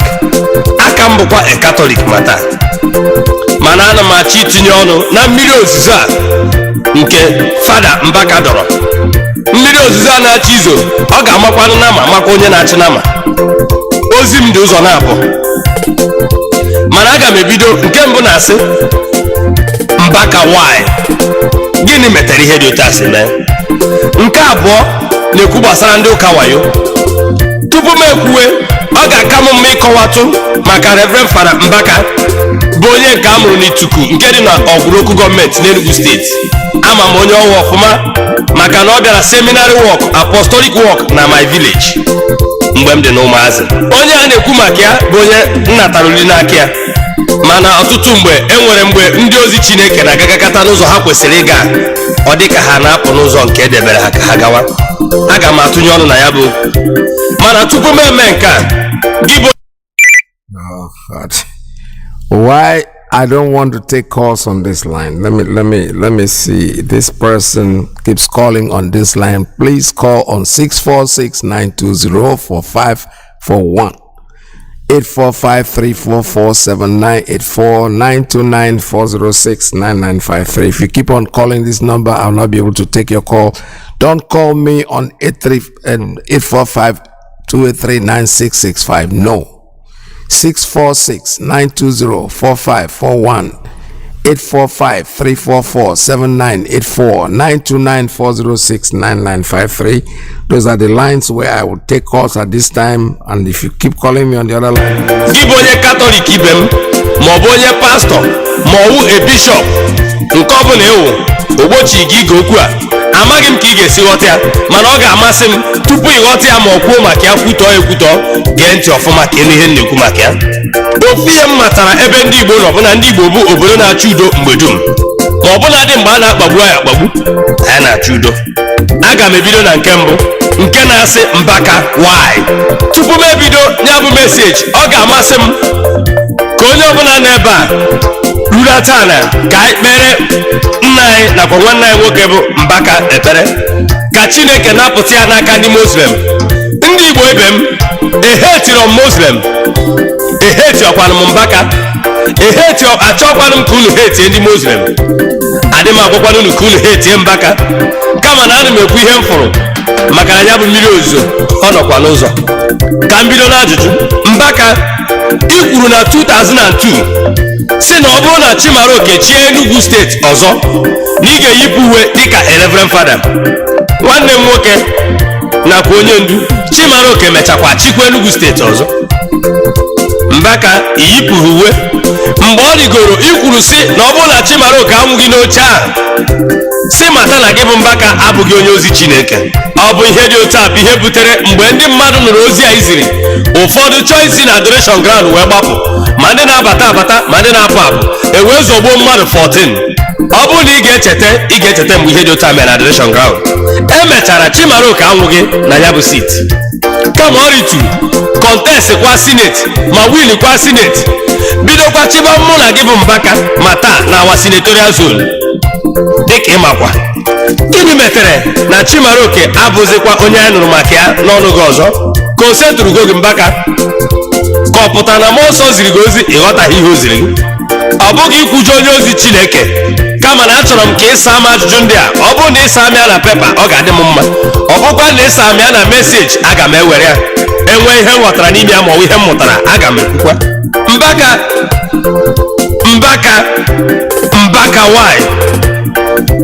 Mbaka, i kwuru na ọhakim mara Reverend Fada ụra mgbe bishọp gwara gị na ihe dị otu a abụghị eziokwu. Ị gara ya mgbaghara n'Imo steeti wee sị na ọ political rumor. Mbaka, ana m ajụ, ị bụ a politician ka ị bụ a priest? Mbaka why? Ana m ajụzi nna anyị Mbaka, iwe ga-adị n'ọkụ. Achọrọ m ịma meseji gị from 1999 to 2015 ebe bụ obi na-ezi ozi gbasara nchegharị. Ofu n'ime ya ka m chọrọ. Is it okay to eat avocado every day? Avocados are really one of the best foods that you can eat. 2015 ebe bụ obi na-ezi ozi gbasara nchegharị. Ofu n'ime ya ka m chọrọ ka m nwee ike mụta ihe n'ime ya. Mbaka, leke ndị igwe atụrụ achịnye gị n'aka. Ị kwesịrị ilekọta ndị a ma kọwara anyị nsomụzọ ụkwụ anyị ga-eso wee gaba n'igwe, ọ bụghị tinyere anyị ọgbaghara. Anyị achọghị agha n'obodo a. Ebe ọ bụ na a Christian na-achị gị onwe gị wee na-akọwara anyị na anyị kwesịrị ka iwu cheji aka ka anyị tụnyere onye Muslim. Mbaka, ewe n'iwe ka m gositụ gị ihe ndị Muslim pụrụ ime. Eheti hom Muslim, mana achọrọ m ka m zite ụmụ Igbo ibe m ihe Muslim pụrụ ime. Anyị echefube aka na ntị Muslim dọrọ anyị na Biafra war. Anyị echefukwana nke ha na-eme maka Boko Haram taa, nke ịmakwa maka ya, ị na-ekwukwa maka ya. Mbaka why? Nwanne m nwoke, ichefugo ebe ị na-aga. Ọ ga-amasị m ka mmụọ Chineke kpọchiata gị azụ. Ọ bụrụ na ị bụrụ onye Naijiria, bụrụ a Catholic, bụrụ a pastor, bụrụ a Pentecostal, no matter ebe ọ bụla isi na, ọ ga-amasị m ka itinye Reverend Fada Mbaka n'ekpere, maka na afọ mụ ọ dị ka enwere aka dị ike na-achị chigharịa uche. Ọ na-aga asọkata eze anya ekpuru nkata n'isi wee kwuo. All right, we don't have copyright to that song, so I hope the YouTube is not going to start making some noise about it. We just, this is our brother BBC, Prophet BBC singing. Mbaka, isi na good luck bụ bad luck to Nigeria. Mbaka, ichefuga amụma gị mgbe militant na-enye Nigeria nsogbu. I kwuru si na God have planted a man as a solution. Let Niger Delta rejoice. Ọ ị chọrọ ichenji okwu mmụọ nsọ? Ị chọrọ ịgbanwe okwu mmụọ nsọ, nwanne m nwoke? Mbaka, isi gịnị ka Goodluck rụrụ Nigeria? Ngwa ka nkọwara gị ndị nke doro m anya. Ichefugo n'ọnwụ na ọchịchị Goodluck Jonathan ka eweghachitere ihe dịka tren na-agba na Nigeria nke kwụsara ịgba na Nigeria kemgbe 30 years, nke na onye Hausa ịmakwa afịa Shehu Shagari mepere ọnụ wee kwuo sị na nwa ya dị 27 years banyere tren a na-agbado DCA. Ka m bịakwa Mbaka na-egekwe ntị. Ichefugo na ọnwụ na ọchịchị Dr. Goodluck Jonathan ka a rụrụ 125 modern Almajiri schools ọkwa na North ka a rụrụ ya. A rụkwara ya ndị na-akpọ isi ala iji meta ha mma. Mbaka nakwa ege ntị. Ichefugo na ọ bụ ọchịchị Goodluck Jonathan ka a rụrụ 12 universities na-egburu oge na different places. Mbaka nakwa ege ntị, ana m abịa. Ichefugo na ọnwụ na ọchịchị Goodluck Jonathan ka a construct cargo seaport ọ dị na Hebridge. Mbaka ọkwa ime ebe ọ dị atụrụmasị nakwa echeki izi na ọnwa asị jụọ n'obi anọ Peter Obi ga-aka kọwa. Mbaka aka m na-abịakwa. Ichefugo na ọnwụ na regime Goodluck Jonathan ka ebido chetewe ndị nọ na entertainment industry bụkwa ebe mụnwa si alachapịọm. Ị ga-abụ ọgwụ eburu amụsụ ngwa nene anya ọnwụ na regime Goodluck ka echeta ndị entertainment industry jụọ mmadụ dịka Mama G ọ ga-akọwa, Peter Edochie ga-akọwakwa, ọkpọ ọnụolu Jacob ọ ga-amakwa maka ya. Ngwa cherekwa. Mbaka echefukwara na ọnwụ na ọchịchị Dr. Goodluck Jonathan ka ebido wee bupụta meshin nke eji arụ ọrụ ugbo nke mere na nni wee dọrọ gbanyụọ. Mbaka agamaka one yara onye agamaka one dị nwokorobịa na-agbani onye gbani sisi na ọgbani enwere ike ma ya bụ na ya kacha prezident ndị ọzọ mma, mana Goodluck Jonathan be man of his word. He is a man to emulate. He is the people's choice. He is Nigeria #1. Mbaka cherekwa ka m bịa. Achọrọ m ka ị gwatụ m achievement nke Buhari, mana tupu gị agwa m ya ka m gwakwuo gị ihe ọzọ Goodluck mere. Ị ma na ọnwụ na regime Goodluck Jonathan kemgbe Goodluck banyere n'ọchịchị enwebeghị ebe ịfụ ndị mmadụ chi galọn pụọ na line na police station maka NNPC mega stations alụrụ ya aghara. Goodluck ịgbalịka. Mbaka echefukwala na ọnwụ na regime. All right, thank you very much. This is Radio Biafra USA 2. I'm hearing this song for the first time, to be honest, perfectly honest with you. But it sounds very good. The message is very, very clear. Whatever he's saying is absolutely clear. So let's keep on rolling the time here. It's we still have time to take some calls at 646-920-4541, 845-344-7984, 929-406-9953. And today I have to remind you that in Austria, I think they're having their fundraising today in Austria. I think I'll find time to see if I can make time to be there in that Zoom meeting. It's a Zoom meeting that is coming up, so I saw it. I saw them advertise it, and Mazi Iyke is supposed to be there as a special guest, and we are going to be part of it. I am going to try my best to make sure I remember it. Already I set the alarm for it, so probably I will join them in Austria today. Our own time here, it's about 6 p.m. Austrian time, and Biafra land time. It's about 2 p.m. here in the United States of America. So I'll try to be there on the meeting together with my brothers.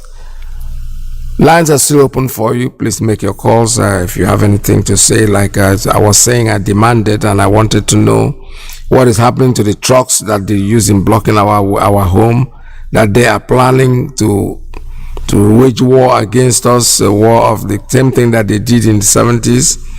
Well, we are here, we are there, we are ready for anything. We are expecting anything to happen. We are Biafrans.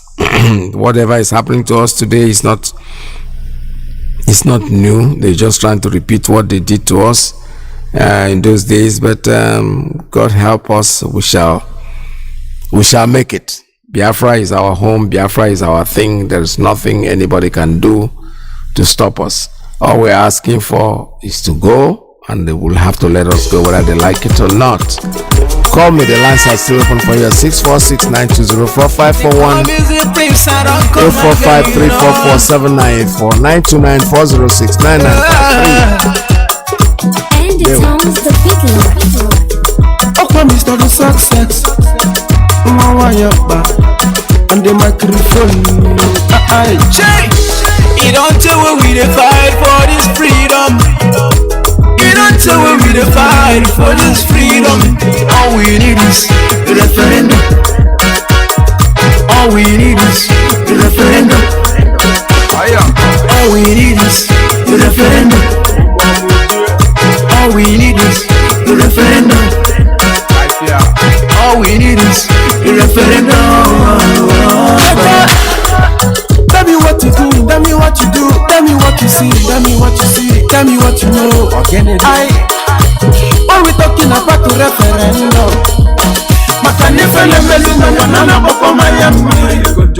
oh you see, I have to go for long. We don't become slave for long. Back in the days, we know what's up. But because of Guru, the focus to come out. I remember when my father they tell me about the war. Then spend so much money just to collaborate.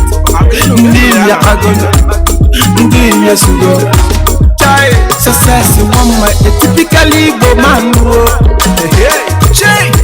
You don't tell where we dey fight for this freedom. You don't tell where we dey fight for this freedom. All we need is a referendum. All we need is a referendum. All we need is a referendum. All we need is a referendum. All we need is a referendum. Well, all right. Good morning. Welcome to the program. Yes, Peter, can you hear me, please? Loud and clear, sir. Talking to the world. Go ahead, sir. Yeah, thank you, my dear brother. Thank you for having me, Peters. Thank you for your program this hour. And let me take this opportunity to thank our brother that's been on our program, Prophet BBC. Mazi, this guy is one of us. We thank him for appearing in our program, in our Biafra radio program this hour, and we appreciate him. Only what I want to say here is, as you normally say, Mazi Peters, let his program, let his music not be in a copyright, because if he be in a copyright, he cannot permit any of our broadcasters to make it known to us. Please, any of your music, my brother, let it not be on copyright, please, so that we can be able to hear your music. We love your music so much. We love it. And thank you for showing yourself on our program today. Mazi, my name is Mazi Iyke. Allow me to appreciate Mazi Nnamdi Kanu, the one and the only. I say his days belong on this earth. Long live Mazi Nnamdi Kanu, His Excellency. Long live Ipob. Long live United States of Biafra. Long live the US and long live ESL.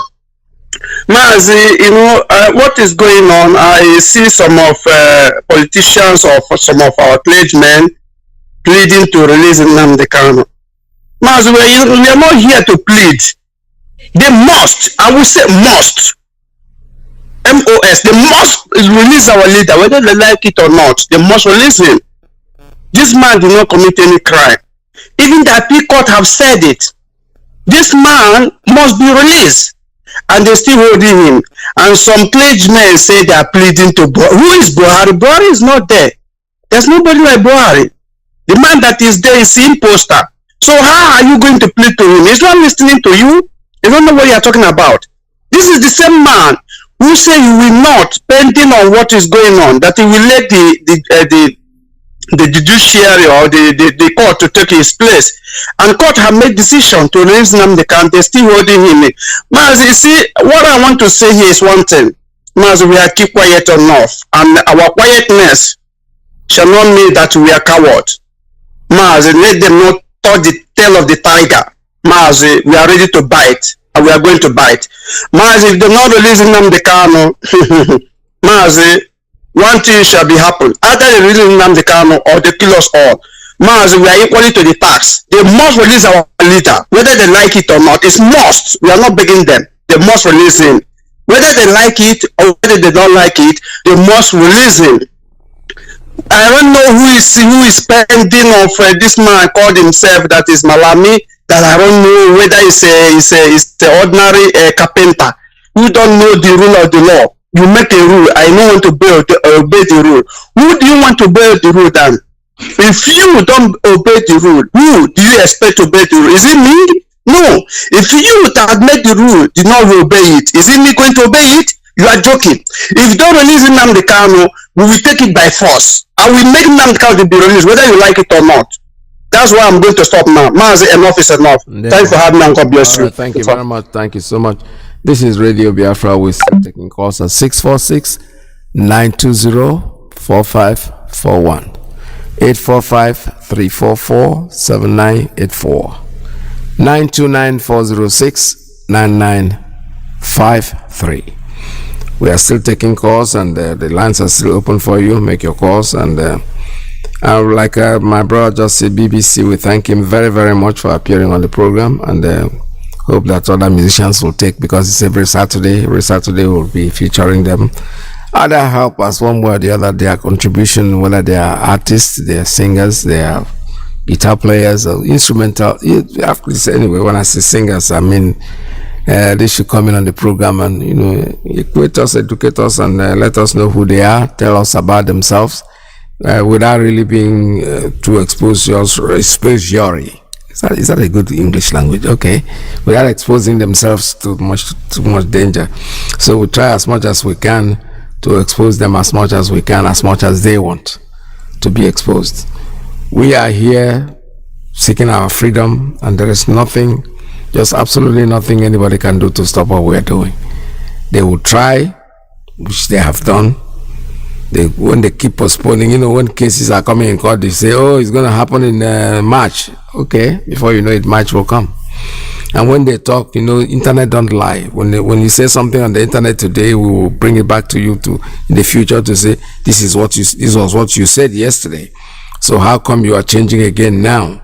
Which is exactly what is happening to them. Unfortunately for them, they keep on changing and changing and changing, thinking that we're going to forget.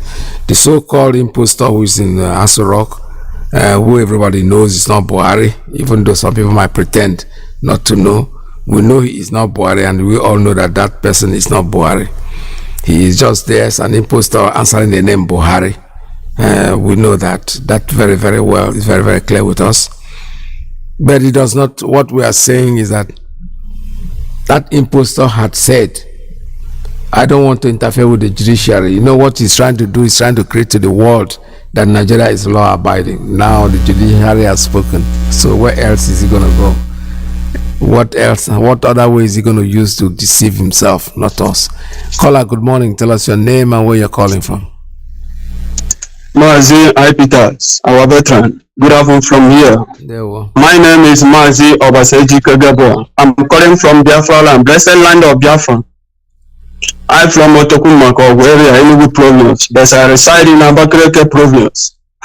Mazi Iyke Abiyama, the Almighty having the gods in battle, ancient of days, the God who created us and give us a true leader.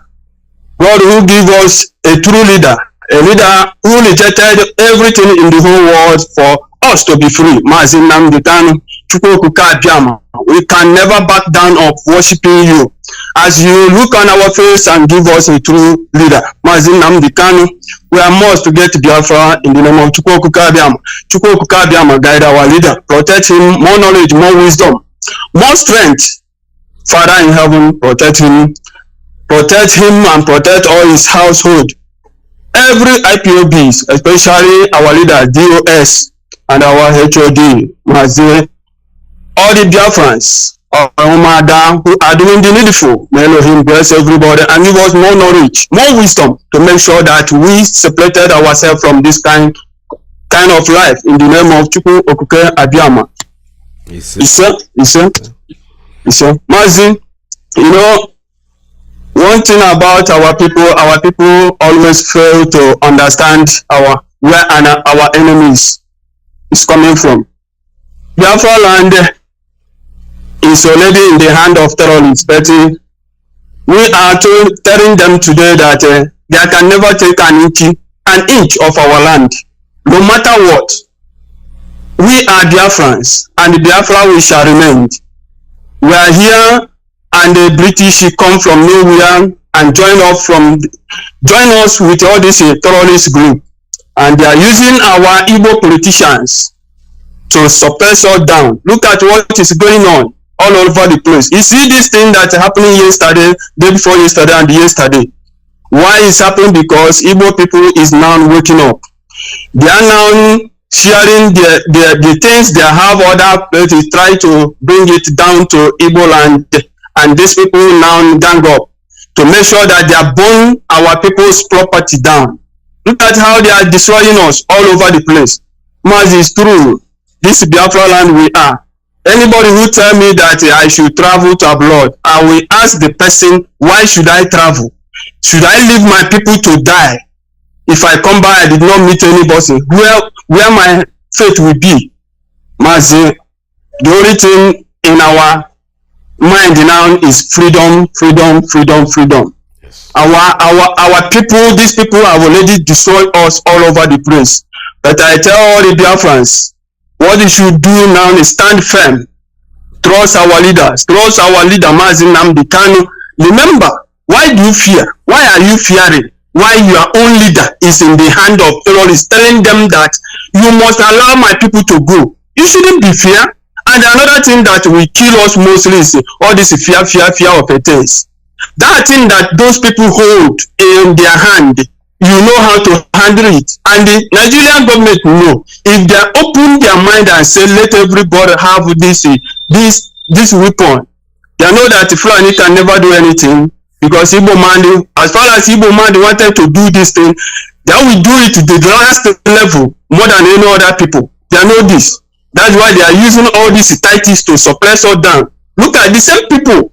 You people broke their area, suppressed them in 1967 to 70. Now you people want us to continue living that way. It can't happen anymore. No. You burn our things, you spoil our load, you do everything. Look at fraud.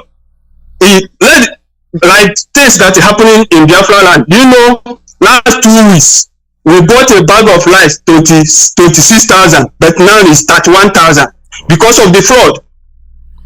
That is what Fulani people want us to be starting shouting, complaining all the time. No, enough is enough. We can't continue. Fulani will continue suppress us, or every time we continue shouting, complaining. No. Israelia is better. Let us get these people the way they want it. If they want the zoo to destroy it, we will help them and destroy it. Yes. Let everything in the zoo go down. Thank you, my brother. Biafran, please, remove fear on your own eyes. These people are nothing before you. Stand up and do the needful. Please, my brothers, support ESN. Support ESN. Try all you can where you can support to do it, and the way our leaders direct us to do it. Thank you, my brother, for Elohim. Bless you. Thank you. Bless you too. All right. Thank you very much. Like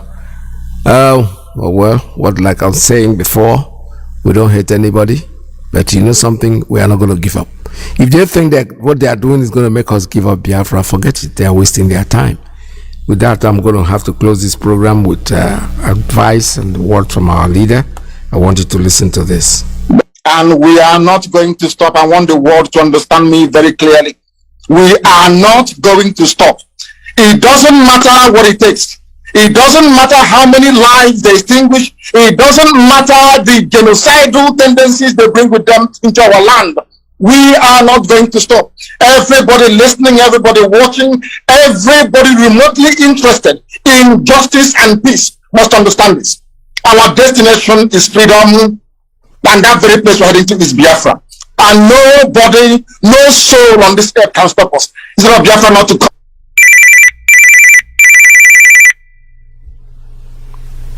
All right, we'll finally come to the end of today's program. I was trying to close our program with that, and then the phone call keeps coming on the private line, and I said it this morning that I don't need to take any calls there. The other lines that you can use to call me is 646-920-4541, 845-344-7984, 929-406-9953, and that will be for another day, because today is already gone. We are going, and Thank you for calling. Thank you for listening. But stay tuned. Don't go away because Mazi Iyke is coming in next on Radio Biafra USA 1 is coming. And, they kept on having, if you're not listening and you're all bent on making calls, you don't have time to listen to what I'm saying. That is why you are able to interrupt when I am trying to, we're managing the equipment here. You know what? So the line where the 33, whoever is calling on that country code 33 is calling the wrong line. I've told you, I've given you a number. Please, people should sparingly use this number. It's a private line, and I don't encourage you using it because anytime I'm talking or music is playing and you're using it, it's going to interrupt what I'm doing. Next time you want to call me on, let me repeat these lines again before we go. The number is 646. Are you telling me they say they are foreign bandits? Okay, let's assume that foreign bandits came from Niger, from Mali, from Chad, from elsewhere, all the full and terrorized territories to come into the zoo. Now, when they got into Nigeria, who now gave them the guns they're using to kill people? These are simple questions I expect the so-called intellectuals to be asking. I expect those who claim that they lead to be asking. It's a very simple question. You claim that these people, they are foreigners. The weapons they are using, did they bring it with them as they were coming? Or did they get it when they got into Nigeria? It's a very simple question. But people don't ask these questions. And I have tried to educate and to school black people to understand the reason why you have a law court. To understand the reason why somebody can sit in judgment, or let's say a jury, a panel of jury. And two people were fighting, for instance, and police was called in the process. The police took two of them to the station and charged them and referred the matter to court. Nobody was there to witness what happened. In the court, you will be called upon as an accused to state your case, you state. And after that, the judge will ask the other side, please, do you have any questions? It's called cross-examination. Because through cross-examination, you find out who is lying and who is telling the truth. That is why you ask questions. But in all the years, should I say in all the years of colonialism and what I call damaging European influence in Africa, we have forgotten that there is a very simple way to find out who is lying and who is telling the truth. Even Solomon used it in the Bible by asking questions. That is how you know who is lying and who is telling the truth. And what are those questions that you ask of the zoo? If it wasn't your intention to Islamize everybody in the zoo in Nigeria, why is it that every sensitive security position is occupied by a Fulani person? Simple question. If you claim that you want to advance the country, you want to make things better, how come the head of every sensitive parastatal is a Fulani person? If you claim you want to provide employment, and people don't know what employment means, they have no idea. They think it's the job of the government. Of course it's not. The government's job is to create an enabling environment to allow entrepreneurship, to allow people with ideas to create jobs and opportunities for the population. That's what it means. How come, if your motives were not sinister, how come you shut down four refineries that could employ thousands upon thousands of people?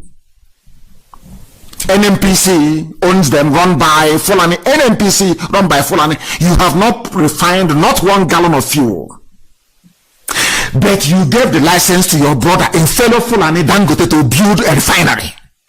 Whereas shutting down, I don't know if people are, I can't, when I say this thing, they say you insult Biafra. If people reason this way, why should they not be insulted? I am referring to Facebook. I want to ask Facebook, when people behave this foolishly, don't I have the right to insult them? You have 4 refineries, 4. Built by not even Fulani governments, built by people that saw the future or that wanted to build a nation. Babangida was instrumental. Babangida's economic plan was the best. I'm just telling you the truth.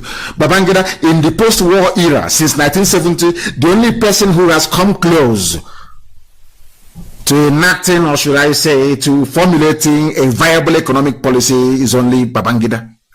Go and look at the industries he built. It's there, it speaks for itself. Now tell me why they will close down Kaduna Refinery, Iguacha Refinery, Une Refinery, Warri Refinery. These are refineries. Think of how many graduates could have been employed. Think of the spin-off industries. There is something called economies of scale in economics. Think of how people could have benefited, the people in the area, even those selling mama put. All these things I'm telling you is not rocket science, it's common sense. Now ask yourself, why would a people that claim, let's join hands together, let's vote and move the country forward, why would you close down all these refineries?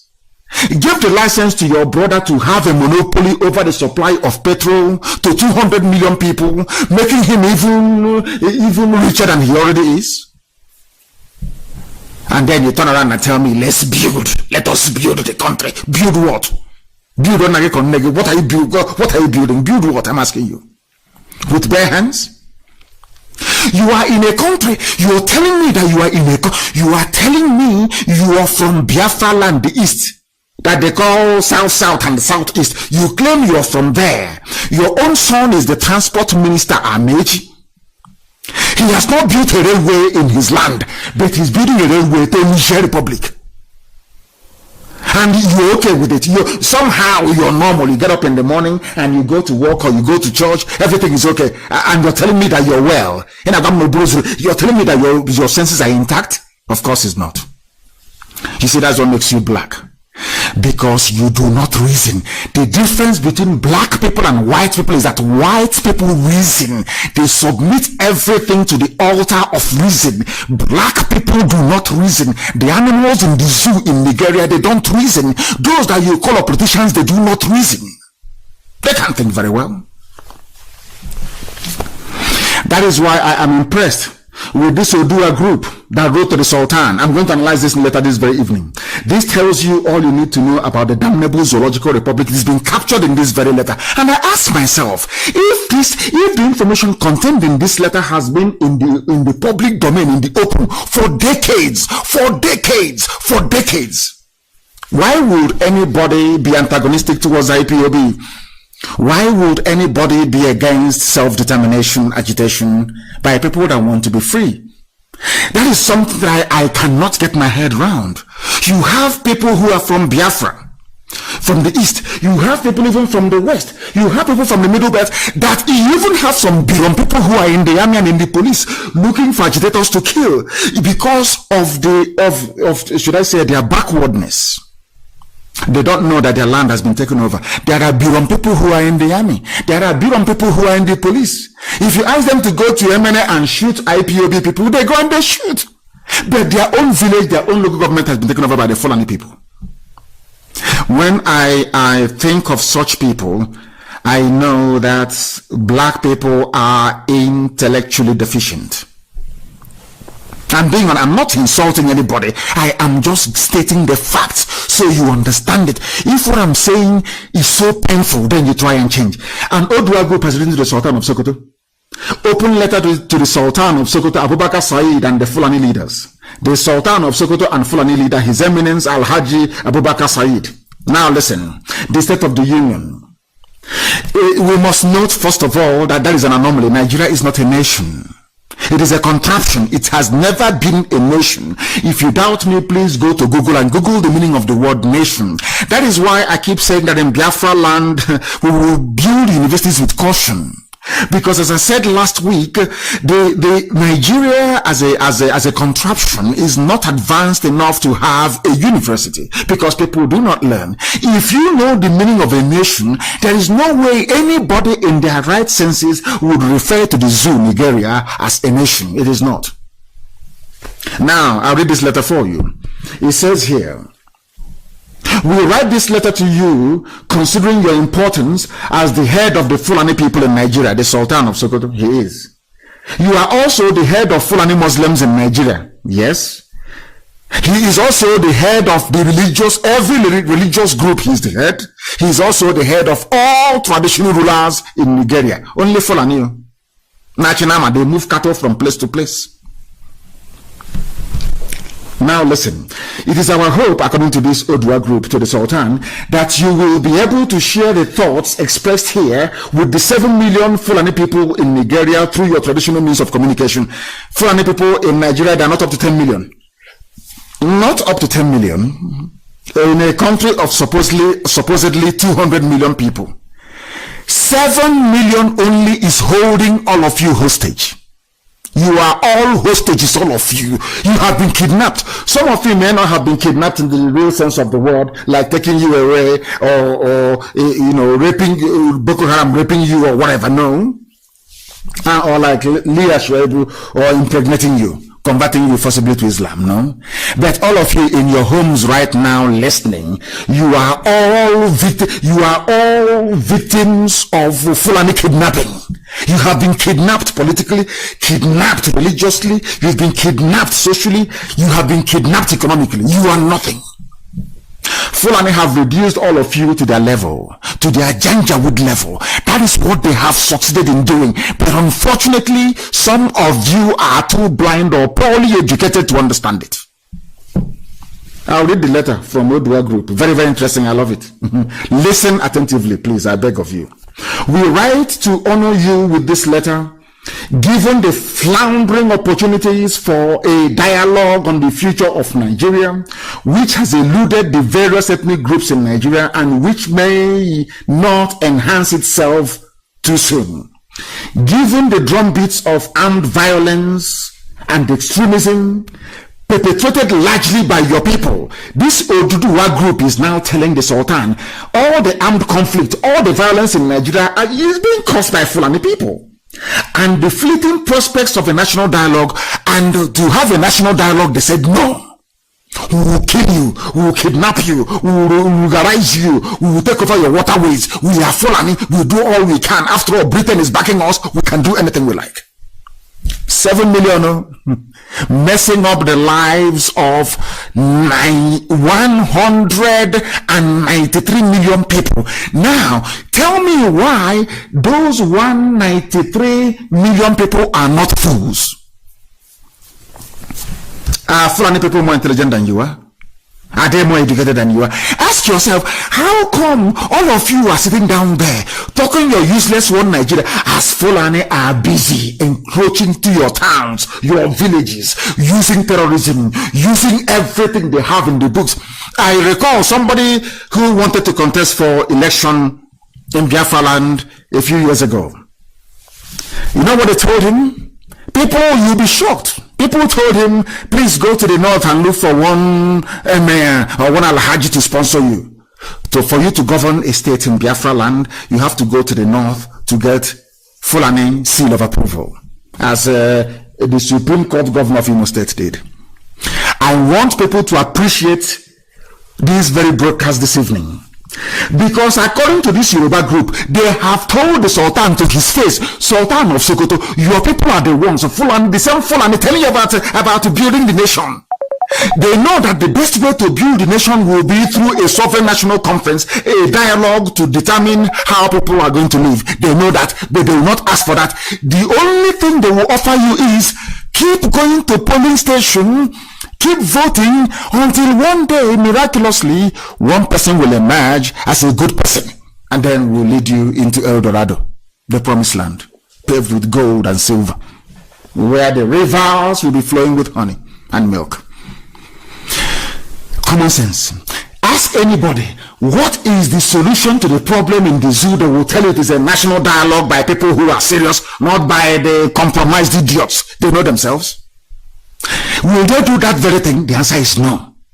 They will tell you, go and vote, because they know if you vote, they will rig. They know if you vote, they will control. Don't you know that? I love this Yoruba group. What is their name again? I will get to their name later on. Given the drumbeats of armed violence caused by Fulani people are the ones killing people. Even a national dialogue, there is no more hope. They said restructure, Fulani said no. They said review constitution, Fulani said no. because a Fulani man wrote the constitution. Had it been any other person that wrote that constitution and foisted it on Fulani, they would have changed everything by now. 7 million people enslaving all of you, 193. They come to you, they get one or two of your corrupt leaders, and they give them some chicken change. They go for a meeting in the house of Edwin Clark. Edwin Clark will call NNPC chairman and say, oh, do you know I have socio-cultural groups in my house? We are meeting from the south. The man will say, oh, okay, sir. Okay, sir. Okay, come, Bolaji, advance them 20 million from there, please. Yes, sir. Take it as expenses. These people will come to the house of Edwin Clark. They share them 3 million, head of socio-cultural groups, and they go back, and the zoo is as bad as ever. And these people, they claim they love us, they are our leaders, they are our elders, and things are getting worse every blessed day, and they do nothing. All they do is and even before they issue their statement, they will say, oh, please, Abuja, I'm going to write something. Oh, don't mind me. Let us just say it. Our people are very restive. They are worrying. Please, let us just do something. Let us just make a statement. The last opportunity to constructively engage you and the Fulani nation is this letter. This is the last time, this Odua group is saying, this is the last time we are going to write to you in a civil manner, because the problem is getting out of hand. We, now here comes their name, on behalf of Akpapo Odua Koya, which is AOKOYA for short, the acronym, a coalition of several Ishekiri, Edo, and Yoruba groups, write with our deepest feelings about the Nigerian state and what appears to be the pitfalls that lie ahead, most of which are oiled and orchestrated by your own people, the Fulani, albeit consciously. In other words, as the parliamentarian said in the UK, Fulani know what they're doing. They are the ones pushing terrorism. They are the ones advancing Fulanization. They are the ones conquering you. As I said, I want you to ask any of your Birom friends in Plateau State. Ask them. You claim you are from Birom. You believe in one Nigeria. One Nigeria. This thing you're doing, but in your village, in your local government, you cannot even be an ordinary local government chairman. This ties into what I said before. The more you support Nigeria, the more you put your race at risk. That is why anybody talking about one Nigeria from anywhere, that person is an enemy of his or her people. Because one Nigeria means this thing that Britain put together. And this nonsense Britain put together, they gave the powers to the Fulani. Power may come to your village for 4 years. After that, we'll go back to the north. And within a space of 2 years, they will destroy everything you have done. Look at a country that people that in the past had to go and build one mega refinery in Lagos. And people watch these things every blessed day, and they're moving about claiming that they are reasonable, that they're intellectuals, that they are well read, that they are learned. And I'm saying, no, you're not. You're a glorified baboon. You know nothing. Your brains are empty. How can you claim you're intelligent? And 4 refineries that could employ an upward of 10,000 people is shut down. And you import petrol. Only that will let anybody who has brain in their skull to understand that these are not human beings. So the petrol you're importing from abroad, where did they refine it? In a refinery. The same refinery that you have. And to make matters worse, you're paying subsidy. You're paying subsidy. The money you claim you don't have, you're paying subsidy for imported petrol. I don't understand it. The same petrol is coming from a refinery abroad. The same refinery that you have in Iguacha, the same you have in Hone, the same you have in Wari, the same in Kaduna. Why therefore, now let us assume that those people you are refining in their countries, that they decide to be like you and shut down all the refineries in their countries. Will you have any refinery? Where will you get your petrol from? Where will you get your petrol from, I ask you? Let me go back to this letter. In the past, there was no history of Fulani in today's territory until 1804. There was no Fulani in Nigeria. No, I won't call it, I'll call it Hausa territory. They only came in 1804. This was 800 years after the Yoruba kingdoms had been established, about 600 years after the Hausa monarchies, the Ejo, the Tiv, the Gala, the Jukun kingdoms had flourished. The Igbo nation had existed for centuries before. We have existed for thousands of years, not centuries. Thousands of years. We are the oldest people on the face of this earth. Thousands of years. I said thousands upon thousands of years. If you go to the pyramid we built in Sudan, that tells you all you need to know. We built pyramids before even the first vulture that heralded the coming of the Fulani landed on the Futajalon mountains. Before the first vulture that brought Fulani forth, before Udele, before the first vulture was hatched from its egg, we've been existing as a people. They were ancient people. And I thank this people for reminding everybody of that. We recall that your forefathers came to power through brutal and bloody conquest of indigenous peoples in many parts of northern Nigeria under the guise of Islam. That's how they come. We are fighting corruption. We are fighting for Allah, for Islam, and they conquered all of you, all the way to Lupe, all the way to Kwara State. Are you following? He said, because in life, anybody who went to a proper school will tell you, one of the first things you learn as an undergraduate, even when you do an elective course, is this. They will tell you that history has a knack of repeating itself. History has a habit of repeating itself. That is why we must be vigilant. The Fulanis have done this in the past and they've succeeded. They conquered the Hausa, and the Hausa foolishly helped them to conquer the Bagi. The Bagi foolishly helped them to conquer the Nupe, and everywhere is Fulani conquest all the way to Jukun people. And all of you are there. You never learned anything from history. You never learned anything. You claim you have professors. There is no village right now that won't boast of having one professor. What does those your professors tell you? Do they educate you? Do they enlighten you at all? Do they actually tell you what life is all about? Has anyone actually sat down? I want to ask those propagating one Nigeria, have you actually sat down to read Fulani history? In fact, that's an assignment this evening. Anybody again who argues with you about one Nigeria or the need to preserve Nigeria or to make it one, no matter who the fool is, just ask the idiot. Please, I beg of you, go and study Fulani history. And after studying Fulani history, you then come back to me and let's have a debate about one Nigeria. You will see that they will repent overnight. You will see that what Fulanis are doing today is a consistent pattern of conquest. That's what they have done from day one. They came into the place called Zoo in 1804. They deceived the Hausa people. The same way they're deceiving some of you today. Every time, 4 years time, voting somebody who is good. We are looking every 4 years. And as you're focusing on every 4 years, they're encroaching, they're advancing. Using terrorism, using the Nigerian army, using Nigerian police, who are now admittedly working for Mieti Yalam. Encroaching until what happened to Birom people will not happen to you. That in Birom land, there is no local government where you have a Birom person. They are finished. Is it what you want to see happen to your people? I ask you. That is why everywhere people are rising. And very soon, of course, Middle Belt will rise. You will see it. Just watch and see. Because if you don't rise up, they will swallow you up. The Hausa people failed to rise up. I will continue. We recall that your forebears came. The Fulanis came through brutal and bloody conquest of indigenous people. They took over everywhere. They spread their Islam even to Yoruba land. Hausa land like Katsina, like Kanu, was swept to one side. As I have written yesterday, even Kanu Brono Empire collapsed. Constant pressure from the Fulani. The Shehu of Brono kept resisting, but they kept fighting until they whittled them down. They couldn't defeat them. That was why they stopped Boko Haram. Why do you think Boko Haram is in Brono? Some of you don't know anything. Why do you think Boko Haram, their epicenter, the epicenter of their struggle is in Brono State, where they want to set up a caliphate? Because they tried for centuries. Brono said no. We are not going to follow the Fulani pattern. But Fulani still succeeded in penetrating and having their emirs. But of course, you still have the Shehu of Brono. Do you know that? Do you know that is why they went there?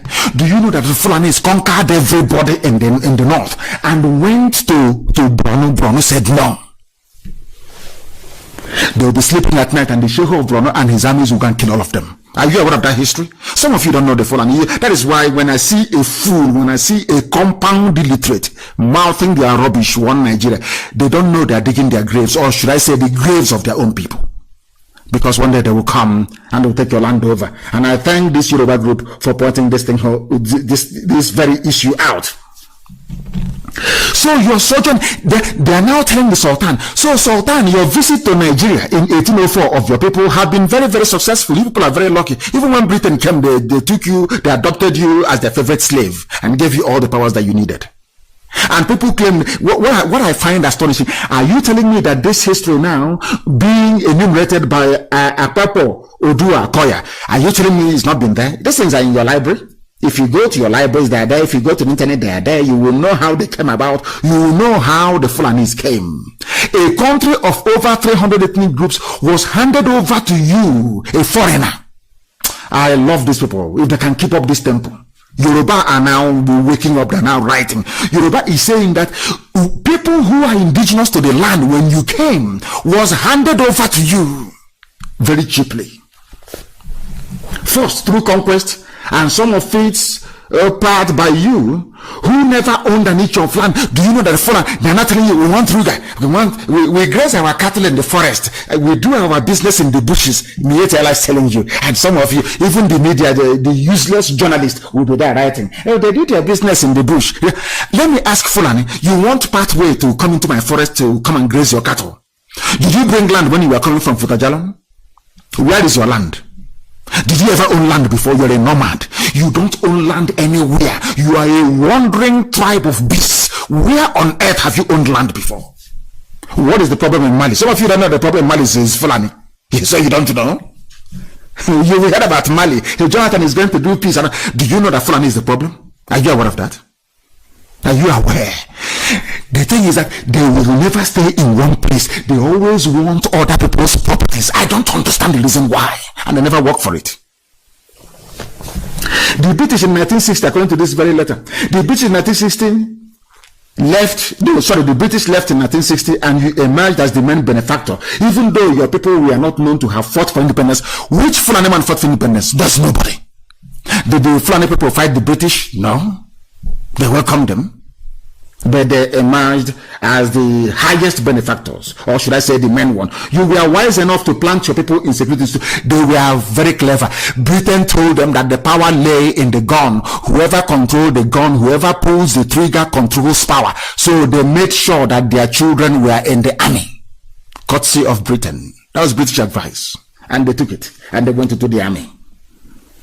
Very sad indeed. Very, very sad indeed. Now, what they have done is, this letter says it is a reflection of your preference for force. They want to use force, police force, even police. Now, listen to this very carefully. That is why I keep saying, I don't know how else to speak to nigger animals and they will understand. Where did you get your independence from? From who? From Britain. Which means that everything you had upon independence was a mirror image of British life. Is that correct? British laws, British schooling, education system, British healthcare system, everything was British. Is that correct? In Britain, do you have police force in Britain? Is there any IG of police for the whole of England? People don't understand this very fact. Even in the United Kingdom, there is no centralized police system. Yorkshire have their own police. Essex have their own police. Central London have their own police called the Metropolitan Police. Everybody, if you go to Kent has its own police. If you go to Merseyside, which is Liverpool, they have their own police. If you go to everywhere, even in Scotland, the constabulary, they are all independent. Do you know why the police is independent and localized? So there will be nobody can get into power and want to overrun everybody by force of arms. Now you copied Britain. Why did you put the word force in your police? In Britain, does the police carry guns in Britain? They don't carry guns in Britain. I'm asking you, is there lawlessness in Britain? Are people going about blowing people up and killing people? Is there any accidental discharge? Because black people don't reason. Britain, their police is ordinary, it's called a constabulary. Your own is Nigeria Police Force. A police that is supposed to be serving the people is a force. If you do, I will shoot you by force and you will die. That's why you have an idiot in Enugu State. They claim they are planning to arrest IPOB officers. Go and arrest now. Let's see. Go and arrest. What happened before will happen again. I remember a joke that somebody told me in a bus once. I was traveling from Iguacha with my wife to Lagos. We were going by road, and the man came on the bus and started giving us a joke. And the man was saying there was a man that stopped a vehicle that was traveling and said, "If I'm looking for my wallet. If I don't find my wallet, what happened in 1972 will happen again." And people kept wondering and saying, "Oh my God, what was this thing that this man did in 1972? The people started begging, "If you know you're holding his wallet, make sure you give it to him." Oh. And the driver was worried, everybody. And after a while, after about 3 or 4 hours, after this delay, everybody was panicking. This man is going to do something. They asked the man, "What did you actually do in 1972 when your wallet went missing?" The man said, "I did nothing, I just went home." They nearly beat him to death. Yeah, where we come from. Under the false artificial creation called the zoo, your people, Yorubas are talking to the Sultan, your people produce no oil, yet you appropriate and decide how the resources should be expended. And let me tell you why the Fulanis have succeeded so far. It's because of the likes of Ohaneze and Pandev. You have this so-called sociocultural garbage. All these people that come out and they claim they represent your interests. All they do is that they represent their families. Because ask yourself this question. All of you have been in existence for very many years. What have you, let us look at Pandev for instance. Pandev, what have you achieved for Niger Delta?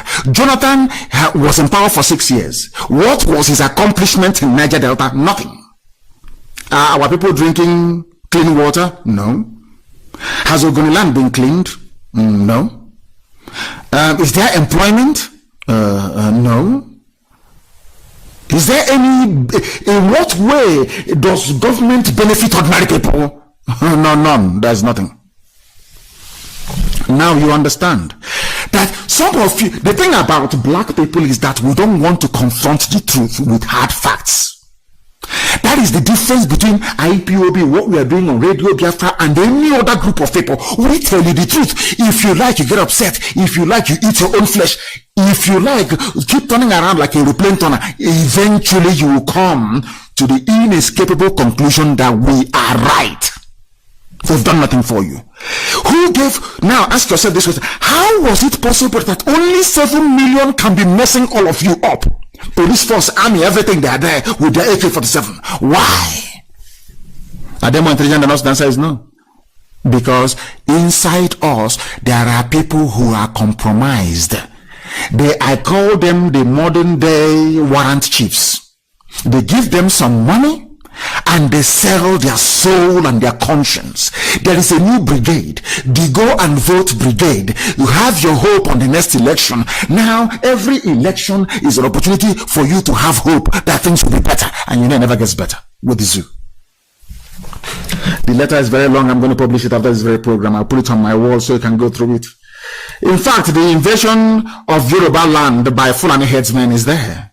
People say, "Oh, why are people agitating? Why is IPOB collaborating with our Yoruba brethren? Why won't you? All our lives are in danger. We are dying." Fulani want to encroach. They want to go past Kwara State. They want to move all the way to the lagoon in Lagos with their version of Islam. And you think it's Islam? Of course it's not Islam. This is a Fulani political strategy. If you don't understand, once they install their MA, it's over for your village, as they're now doing in Ebonyi State. Therefore, he went and took money from the Islamic bank. People don't know that we know all these things. You build a market, you build 2 flyovers, you tar 1 road, it's on the internet, people are, yes. But meanwhile, 1/4 of Ebonyi State has been taken over by Fulani Janjaweed. They're in our forests. They are killing our daughters. It is there in broad daylight. They think we are foolish. They think we don't know anything. That's what they think. That is why they can rise up and say, "Oh, we're not going to sit at home. People should walk about." But during COVID-19, you were sitting at home. You did not think of family then. We were the ones that sent palliatives to. I sent palliatives to Ebonyi State. You can see the people reason. They think they don't know that we know the strategy of Fulani. Fulani will give money today for my and say to him, "Oh, please try and build 1 flyover, build 1 market, do this and do that." After all, Samuel did this. Samuel came in and built roads in Ebonyi. In return for those loans, you allow Miyetti Allah access. They can settle anywhere in Ebonyi. Ebonyi was their target. To do to Ebonyi what they did to Benue State. To take over Ebonyi as an Islamic state, and we said no to it. Till tomorrow morning, we are saying no, and they know it now. They know very, very well. That is what they want to do. That is, as long as you remain in one Nigeria, the pressure from the Fulani will always be there to take you over. If you don't know, let me tell you. And Zik never saw that, but Mazi Iyke did, and warned Zik who don't listen. You know, flavors it's like something is blocking their ears. They don't listen. They don't reason very well. Like if you meet an Eflef, all he wants to do or all she wants to do is to contest election. It's our turn to eat money, and you're telling me about freedom. They don't want to hear. All they want to do is to eat money. Look at how brave this Yoruba group is, writing to the Sultan, telling the Sultan all their sins, the sins of the Fulani. And you're there shouting about Nigeria. They want to spoil Nigeria for us. Go to your village and see what they're doing to it. I feel sorry for those in the Middle Belt. Now they have woken up, but it is a bit, they say better late than never. Then they must hurry up. Middle Belt must hurry up. Bagi must hurry up. Even Hausa must hurry up. You must save yourself. You must save. Forget all this garbage Hausa Fulani. It's not like Hausa Fulani. You must save yourself. Fulanis are killing people everywhere. This letter is very lengthy. Very lengthy. It was signed by Colonel Abimbola Showumi, retired. A colonel. He said, I'm an elite. I served in the army. I don't want my name to be heard. His name is Colonel Abimbola Showumi, retired. Malam Salou Ahmed Akorede. People are coming out to speak. We started before them. Our own is, we have fought before. We can't fight again. You know how it is. You need to plan very well. Plan for how many years, I ask you? All they want to do is allow us to contest. Anybody who is contesting the election becomes an enemy of freedom, because all they want to do is to contest and to get into power. Once they're into power, it's their turn to eat. For 8 years, you have to wait for 8 years. Another idiot comes up, it's my turn to contest. Do you see the chain? And it keeps going. And for some of you who don't understand that Middle Belt has been conquered, I'm going to play something for you, so you understand that they have been conquered. Unfortunately, I cannot post this for you now, but I'll do so immediately after this very program. You are going to listen to a clip of what is happening in the Middle Belt. These are the same Middle Belt people in the army. They are in the police. They are the ones saying, oh, go and kill IPOB, go and... But their villages are gone. And you know the funniest thing is that God is fighting for us. As you're coming and you're trying to kill us for your Fulani masters, your own villages are being taken over by the Fulani bandits. That is how foolish people are. That is why I have said, if you're from the Middle Belt and you're in the army, if you're from the west, Oduduwa, Yoruba land, and you're in the army or police, and you're from the east, you're in the army or in the police, that nonsense they're telling you, police commissioner, let us go and arrest IPOB, let's go and shoot every agitator and every protester. You are giving away your village to them for free. You're a fool. You are doing exactly the same thing that Hausa peasants did. That was why Fulani people killed all their Habe kings and replaced them with emirs. Isn't it very funny? Something that happened in 1804, when Gobe fell, Sokoto, President Sokoto, is what people that claim they went to universities are doing today. The same thing Hausa peasants did in 1804 is what some graduates are doing today. The same thing, you are an Igbo man or Igbo woman or you're a Biafran, wherever you are. They bring people fighting for your freedom to court. And you want to jail them. You want to adjourn the case. As a magistrate, you don't come to court. As a judge, you don't come to court. You want them to suffer. You want to demoralize us, to abandon our struggle. Your behavior is exactly the same behavior of a Hausa peasant 200 years ago that led to the fall of Gobe and the name this Sokoto, the fall of Katsina. Today they have the emir of Katsina. Today they have the emir of Kanu. Are you listening? Are some of you listening? Some of you that claim you're in the army, you're in the police, you're saving one Nigeria. Do you know that fighting to save one Nigeria means you are giving up your village to Fulani to conquer? Are you aware of that? I want to play something for you. because some of you are dumb, very, very dumb and foolish indeed. But I must wake you. It is our duty to wake you up, and we are doing so and doing so diligently, and we are not stopping. I want to let people in the Middle Belt understand. You are in the Middle Belt, you are in the army. We are going to shoot at them. We want to arrest them. We want to conquer them. We want to help our. You are helping Fulani conquer your village. Listen very carefully to this, please. Listen very, very carefully. Listen. In March 7 to 12, 100 churches in Zaria City were burned down, and over 300 Christian homes and businesses, cars, and a couple of people killed and destroyed. Yes, Muruga. I was the leader then of the Christian Association Zaria chapter. Are you listening? In 1987, in March 7 to 12, 100 churches in Zaria City were burned down, and over 300 Christian homes and businesses, cars, and a couple of people killed and destroyed. In Zaria. I was the leader then of the Christian Association Zaria chapter. Yes. And the Lord asked me to tell the people to do nothing. Yes. And I wrote that letter. It was circulated, and the Christians watched as their businesses were being destroyed, homes killed. This by Fulani. In 2010, I was in Jos as bishop. To the date, 7th to the 12th of March, 3 villages in the near outskirts of Jos, Muslims massacred men, women, and children. Are you listening? And the church leaders, we were all convinced to beg the villagers and those that survived and the entire Christian community to do nothing. Yes, Christians do nothing. They cried until their voices were dried up, tears dried up, and there was nothing more to cry, and they just watched. In 2006, over 40 people came to my house to kill me. It turned out I postponed my return home, and they met my wife. They did unspeakable things to her. They left her half dead and totally blind. Are you listening? You are from the Middle Belt. One Nigeria. He was a one Nigeria, no? He was in Zaria. They killed Christians. They killed, what they mean by Christians is that they killed the local populations, people who actually own the land. In that Zaria, they have the emir of Zaria, who is a visitor. He ran to Jos. They met him in Jos. He escaped, but they got his wife and they raped his wife. He's a very brave man. I'm going to give away this video to our people that do live videos so they can analyze it. Are you following what we're saying? Are you listening?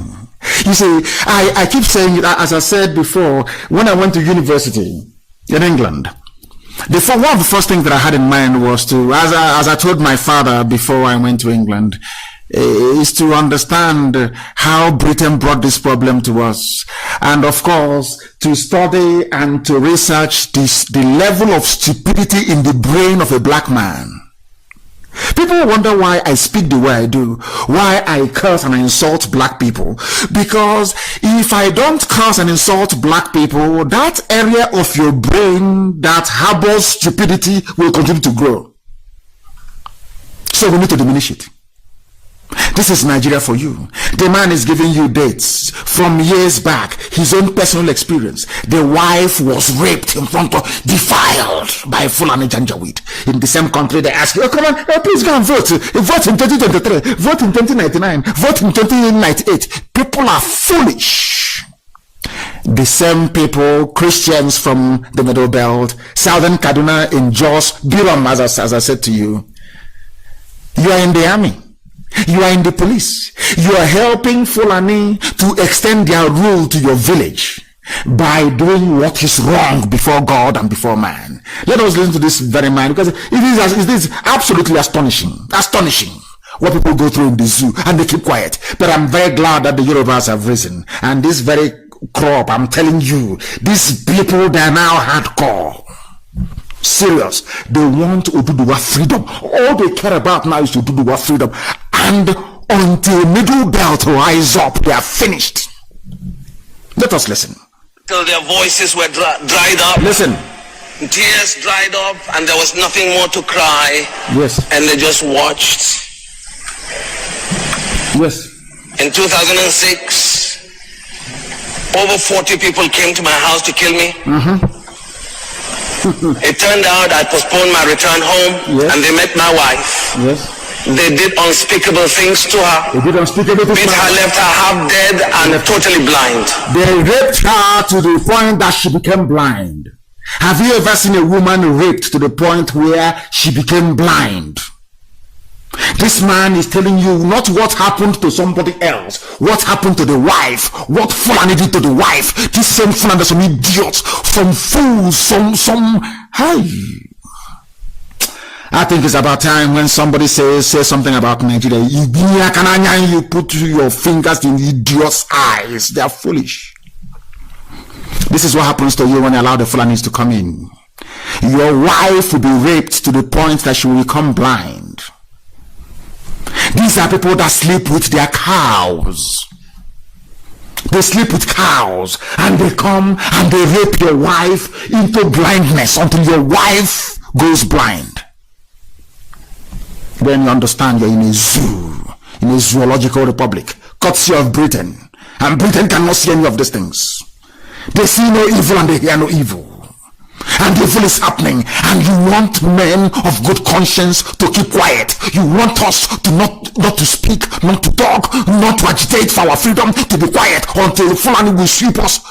Oh my God. God will punish all of you, all of you, Hanese and Pandef, all you idiots, all you fools, taking money from Fulani, taking money and making our lives a misery. Useless people. Listen. Through the mercy of God, she recovered. 6 months later in the USA, she came back. Exactly 1 year later, they came back again. This time they met me at home.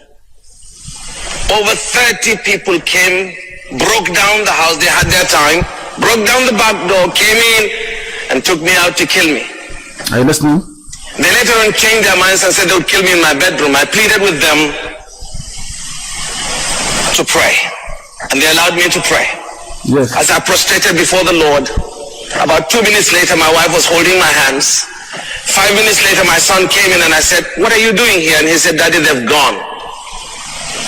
What chased them away, what they saw, what they didn't see, only eternity will reveal. Are you listening? Now friends, I'm not saying this to play down on those who have died. I've lost a classmate who was a pastor in Kaduna. He was roasted in his church. Roasted in his church. I've lost colleagues, schoolmates, and brothers and sisters who've been slaughtered for the faith. Yes. Why I'm alive, I don't know. But one thing I know, until my time is up, and I know I will die someday, blood crash, air crash, car crash, whatever crash, until that day, I have a gospel to proclaim. I have a gospel worth living for. And I have a gospel worth dying for. Amen. He has finished. He survived it. His friends did not. The wife suffered rape until she became blind. That is the Nigeria that some idiots are canvassing for to be continued. I don't understand it. Some of you don't learn. People from the middle belt, they tell them, "Your man is your problem, Biafra is your problem, go and fight them, go and kill them." They came to our land and they killed over 5 million people. Today, are they not being killed by the same people? Today, I don't know, are they not in the forests of Yoruba land? Are they not in their forests killing them? Those that said, "Oh, we are Niger Delta, we are South," have you been spared? Are you not being killed? Do you see where we came? Where Chukwukika determined that we should come. Now, this man is from the middle belt, the same middle belt that Gowon comes from. Somebody said his name is, I don't know what his name is, this Jonah Jang. He said that the problem in the zoo, the Fulani problem started after Gowon was overthrown. I don't know how grown-up men in the zoo, Nigeria, especially some of them you call your elders, how they can be so deceptive. They are liars, selective in what they wish to recall, and they come and they spew out outright lies. Look at this very man telling us that a problem started. Was Gowon not the problem? Gowon was a Christian. Gowon was fighting for one Nigeria. I want to let it look at, if you want to see how sad your lives are, look at Gowon. Gowon was a head of state. He was a Christian. They brought him out. He thought he was fighting for one Nigeria, but today go to his village, go to his state. What is happening to him? They got what's his name? T.Y. Danjuma. He was fighting for one Nigeria. He was going to kill you. He was killing Igbo people. He killed Ironsi. He was fighting to kill everybody. He was so deadly during the war. Because they told him the problem you have is Biafra is an Igbo man. Go and kill him. He went. Today, the same man is lamenting because they never learned anything from history.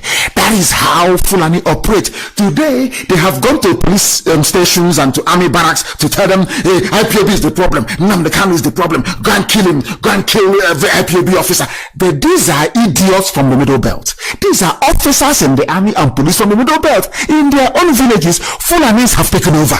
And the same Fulanis telling you to go and kill IPOB, kill Nnamdi Kanu, kill everybody, and you are doing it. Can you see how foolish you are?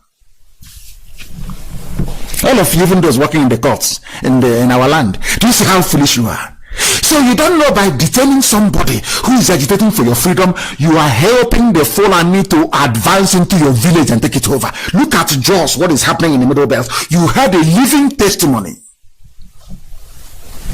How Nigeria's problem started with the coup that overthrew go on, Jonah Jan, people talking.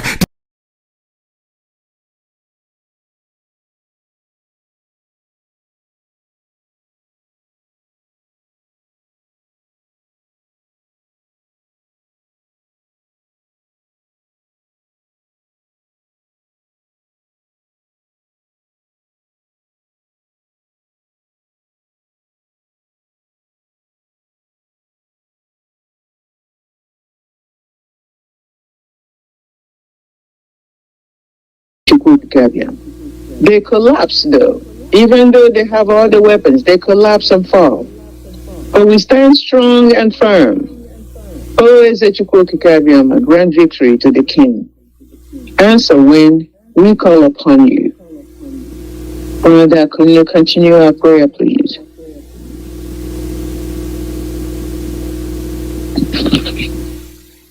Okay, let us pray. Heavenly Father,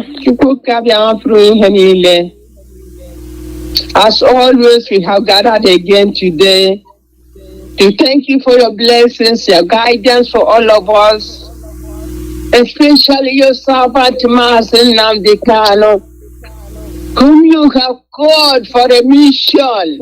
And he said yes and come to say, I will do your will.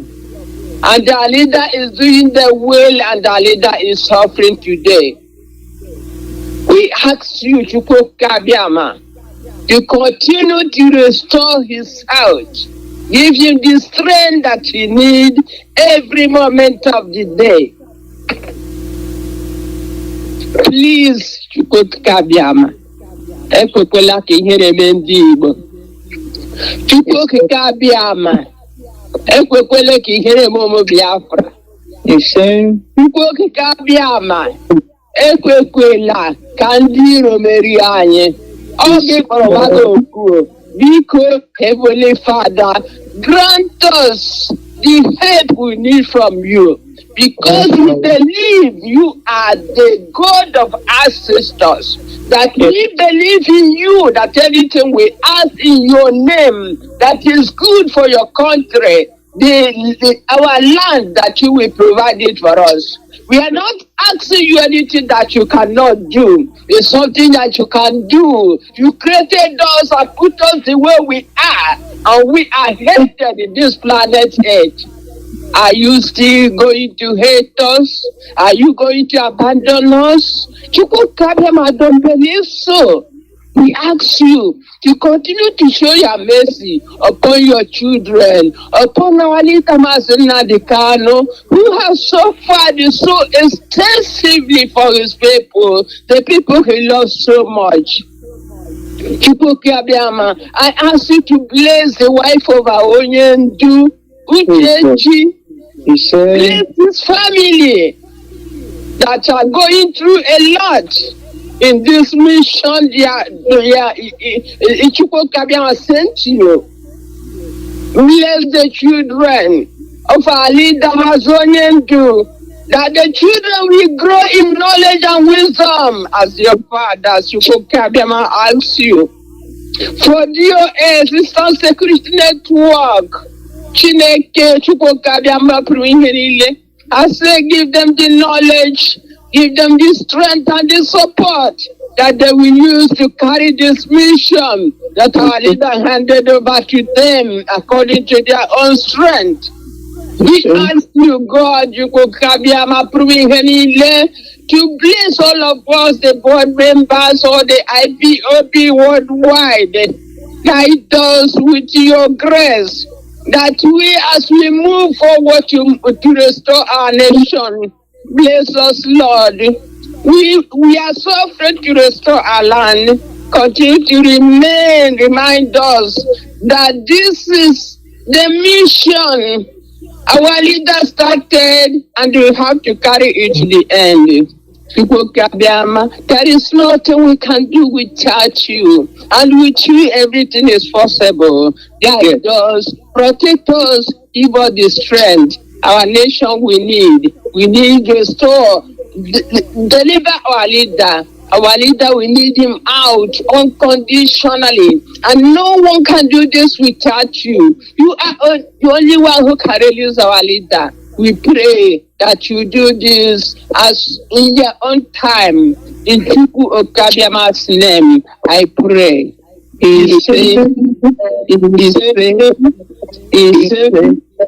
Thank you very much, my sister, for that very fervent prayer. Thank you very, very much. Our topic is, let our leader walk out of that DSS dungeon and let Biafra have a say in where they belong through a referendum. All we ask is quite simple, but if you continue to hold us, you are strangling yourself. I want all Biafrans and all IPOB members and all Radio Biafra listeners to know that as long as Nigeria holds Biafra, and all the people who are helping Nigeria hold Biafra, as long as they're holding us, they're actually strangling themselves. Because just like my sister just prayed, we're the children of Ezechukwu Abiyama. And you hold us, you're holding yourself. You're holding your destiny. Nigeria is totally disintegrated, but they still don't see it. Their house has burned down. They're in the wreck of the house that has been burned down, and they still don't recognize that their homes are ashes. Nigeria has been disintegrated by the truth through our leader. So we will continue this morning with our topics. Our topic number 1 is, why is Nigeria in such great distress? They're distressed and they're still fighting. Instead of looking around and saying, something is wrong, let's fix this, let's look for a different solution, what do they say? To continue to do the same thing and look for a different result is the definition for insanity. That's where Nigeria is. They're all insane. They have buried their heads in the sand and they don't understand what's happening to them. But the prophet said that he will disintegrate Nigeria with truth. And that's exactly where we are. Sister Kunle, why is Nigeria in such great distress? Okay, Dr. Berechuku, I thank you once again for having me this morning. The reason why Nigeria is in great distress is simple. We have to understand, and the world have to understand this, that they are holding a leader of millions of followers. They are holding a potent man, a huge figure. This man is known all over the world. And this man they are holding is not ordinary man. And with the cry of the followers, Nigerian government refused to listen. They refused to pay attention. But upon all the things that are happening, before I can go forward this morning, I am here to express my disappointment in the Fulani cabal ruling Nigeria, in their failure to obey court order. In their failure to obey court order. Their own law, they cannot obey it. International law, they don't know what it is. They will not obey it. I am very, very disappointed for Nigeria. It happens on the 13th of this month, and today 8 days has passed since the law have discharged our leader for all the unlawful charges Nigeria have imposed on him, and said our leader is free. The only thing Nigeria should have done is to release our leader from DSS dungeon. But they never do it. They continue torturing our leader. So why should Nigeria not be in great distress? Because Nigeria is holding all of us in hostage. Nigeria doesn't want us to live. Can you count how many of our people, the Igbo people, Biafran people that are in jail today with no just reason? Because their name is Nnamdi, their name Chidema, Chinyere, their name is Nnamdi, They tell me how many of those calling Abubakar, Sam, Muhammad, this, how many of them in jail? It's only because of the hatred they have on the children of Chukwukabiama. That's why Nigeria is in disorder today. Nigeria is in great distress. Nigeria is in confusion. Nigeria is in disunity. I'm telling you, I'm going to make it short this morning. The earlier they release our leader, the better will be for Nigeria. The earlier Nigeria release Mazi Kanu, the better for Nigeria. If they release Mazi Kanu today, things will turn around.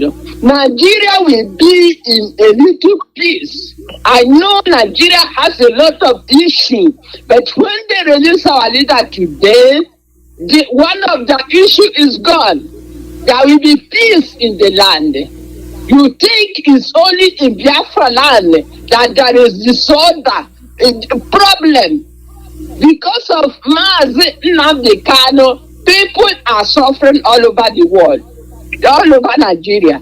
And this is what Nigeria knows. And Nigeria understands this. But instead of them to get the court order and release an innocent man who only told them the truth, they refuse to do so.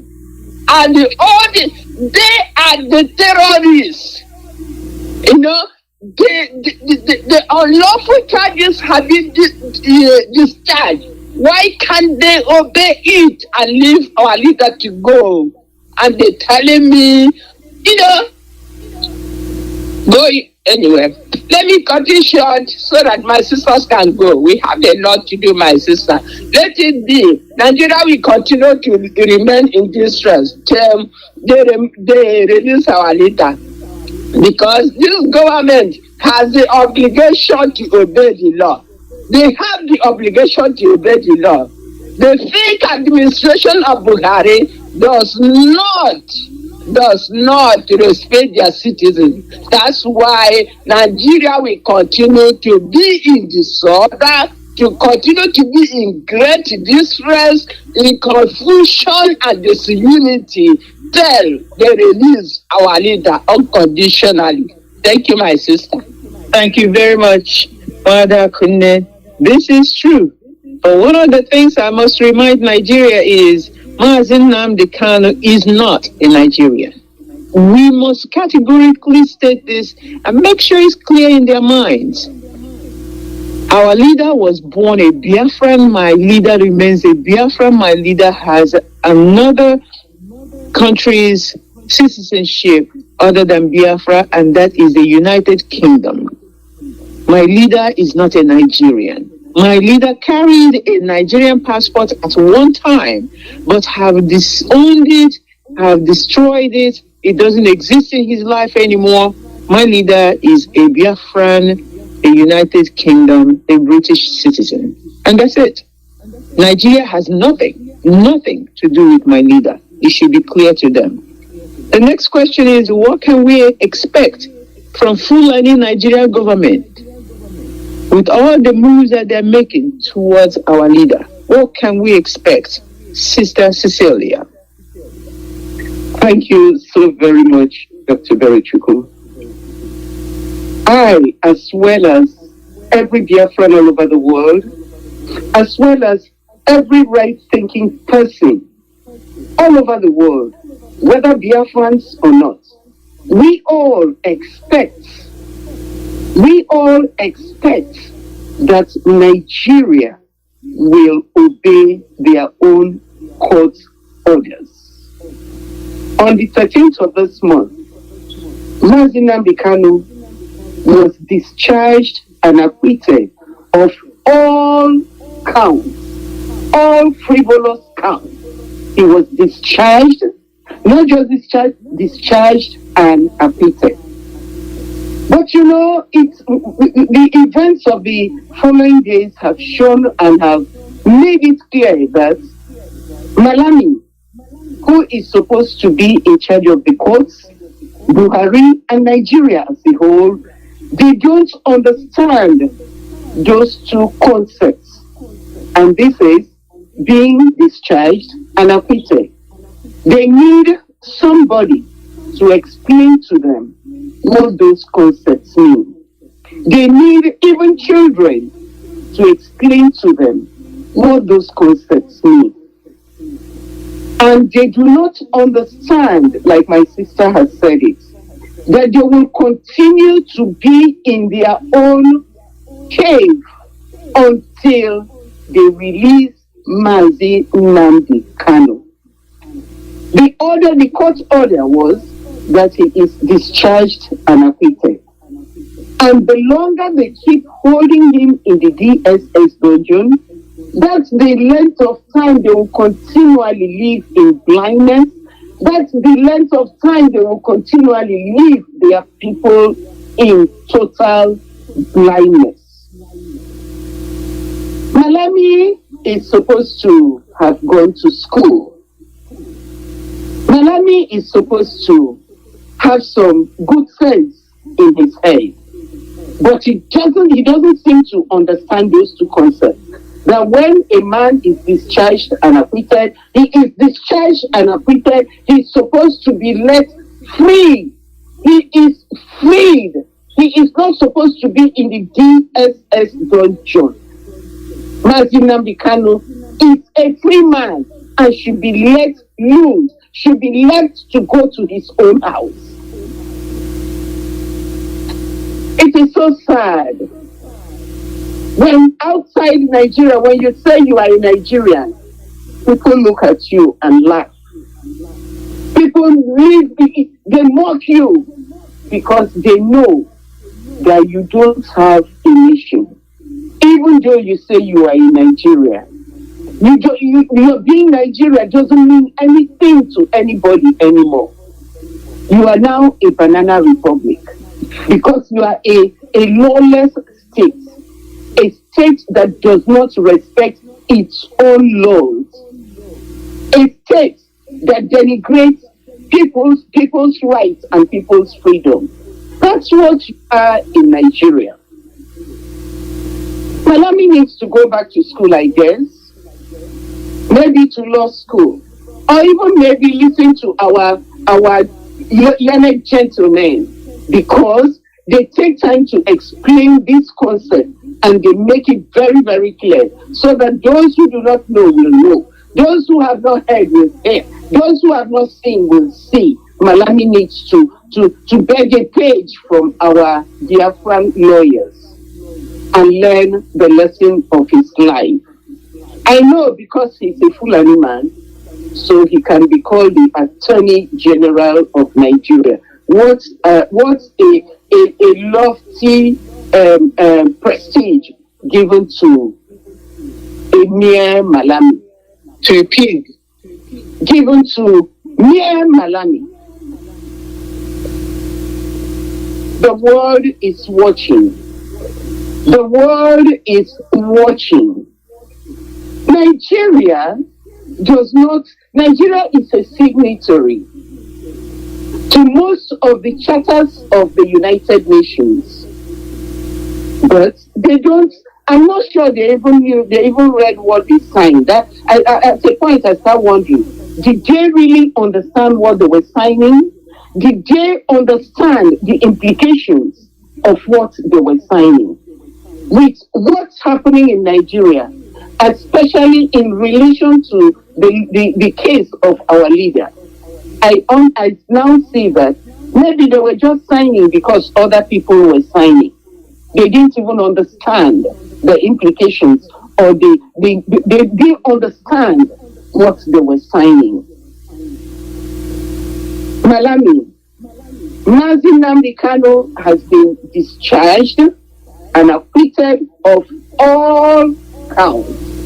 Those your 15 counts, I want to let you know today, in layman's terms, that he's been discharged of all those 15 counts. You don't have any count against Mazi Nnamdi Kanu, not even the count against terrorism. Instead, you, Malami, should have been put in DSS dungeon for terrorism, for what you are doing. You understand. You understand very well what the law of extradition means. See what you did for Abba Kyari. Under your charge, you refused the United States from indicting Abba Kyari. It was under your charge, and you were following that process very, very closely to make sure that Abba Kyari was not renditioned back to the United States. But surely his sin will catch up with him. Your own sin will catch up with you. All we ask is that Mazi Nnamdi Kanu be released because he's been acquitted of all charges. He is a free man. He is a free man. If you don't understand the language of law, I'm speaking to you with a layman's language. Mazi Nnamdi Kanu is a free man. Understand this, Mr. Malami. Understand it. And so, when you look at what's happening in our country today, the United Nations have cautioned Nigeria. British government, British government has cautioned them. The world leaders have cautioned Nigeria. Amnesty International, all these groups and many more have cautioned Nigeria. This one case of Mazi Nnamdi Kanu is a case that will drag you like this, like a dog with a leash in your neck, and drag you into the dungeon. Because you are not listening. You don't know what caliber of man you've been daring. You don't know who Mazi Nnamdi Kanu is. And I'm sure if you had known what stuff this young man is made of, you would have released him long ago. You would have said, thank God, the appeals court decided, let's use this opportunity. Let's use this opportunity to set him free. But I see you are still living in your own dungeon. The dungeon you dug for yourself. You cannot reason, you cannot understand. And you want to keep him. While you are keeping him, things are going down, and it will go down and down and down until Nigeria will be in oblivion. Right now, Mr. Malami, for people of good conscience talking to you, you need to listen. You need to listen. You need to follow court orders. You need to respect yourself. You need to respect that place you call Nigeria. You need to do the right, because everybody is watching, everybody is looking, and everybody is waiting to see your next step. And I don't know what you intend to take as your next step, but I wish that you will understand that your next step is a quick release of Mazi Nnamdi Kanu, because he has done nothing. You are talking of charges of treason. You are talking about treason. Boko Haram is dead, decimating the whole of northern Nigeria. Yes, Malani, you know all about it. You know all about Boko Haram's movement. You cannot do anything against them, but instead, you're granting them amnesty. You're granting Boko Haram amnesty. When a man who is supposed to be free is under it's in your dungeon, you are there setting Boko Haram free because they are your brother. Mayeti Allah is on the other side, because you yourself is a Mayeti Allah. You are there supporting all of them. But the man who needs to be set free, you cannot set him free. Why? Because he's an Igbo man. 2, because he's so intelligent. 3, because you are so jealous of him. Miami, you are so jealous of Mazi Nnamdi Kanu. You know, if they put both of you side by side, you are no match to him. You are no match to him. So you think, oh, now, you remember when he was gotten from Kenya? You came out and you were so happy. Now we have caught our worst enemy. Because you know you are no match to him. Mazi Nnamdi Kanu put you and things. Anyway, there will be no opportunity even to put both of you side by side, because you are no match. How can they put both of you side by side? Who are you, Malani, in the first place? You say you don't understand what being acquitted is, and you call yourself a lawyer. I don't know what, and on top of that, they say you are the whatever of Nigeria. You are the Attorney General. Big title for nonsense man. You are Attorney General. Look at you, an Attorney General. Someday you will open your mouth and confess what you are doing. What we expect of you, 1 is that Mazi Nnamdi Kanu be released from that dungeon. Free man. 2, we expect this idea of referendum, so that we can be, I don't even know. I'm sure up to now, Malami, whatever your name is, you don't even understand what a referendum is. Referendum is not a declaration of war. Referendum is a democratic process. And if you say Nigeria is a democracy, then you must use democratic process to decide, to make people decide where they belong or where they want to go. Now, you don't understand what acquitting is. Neither do you understand what a referendum is. And you call yourself Attorney General of Nigeria. That's how they put you, from raising cows to being Attorney General. Because you belong to Fulani. Because you think you are a Fulani man. Therefore, you can wake up one morning from raising a cow to being Attorney General. And everybody will clap for you and look at you and smile at you. You know, Malamba. Order, Cecilia, this is a good place for me to interject this. We are actually challenging Malami to tell us which elementary school he went to in Nigeria. We want to challenge him to show us which high school he went to in Nigeria.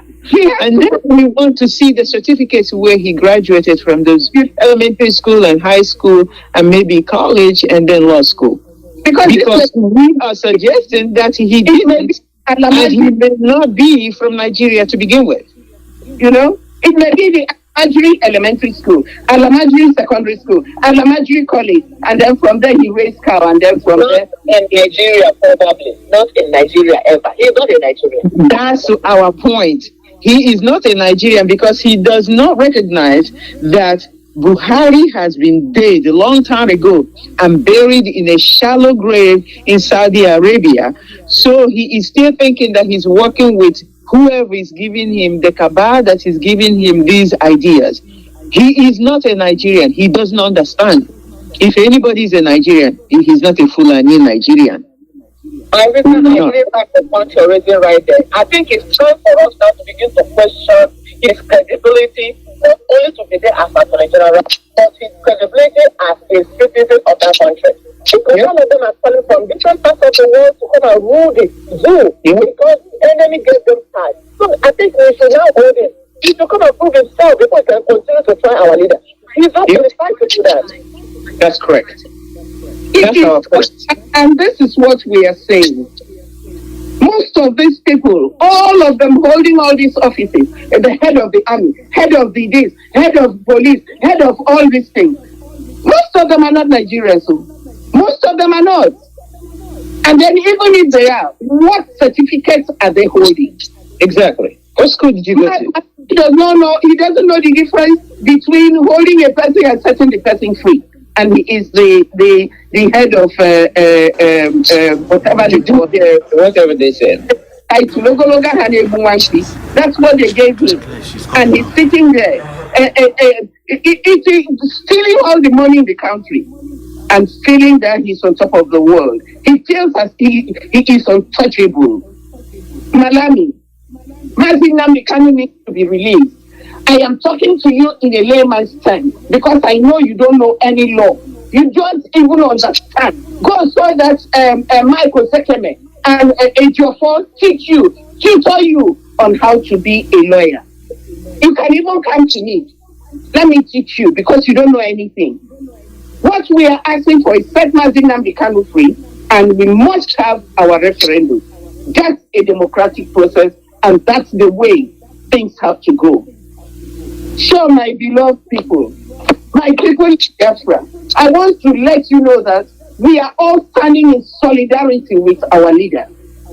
We are all standing in solidarity, and he will soon come out. He will soon come out, and God will make it possible. This Malami, he thinks he has all the mouth to say whatever he wants to say. He forgot there was a man once named Nebuchadnezzar.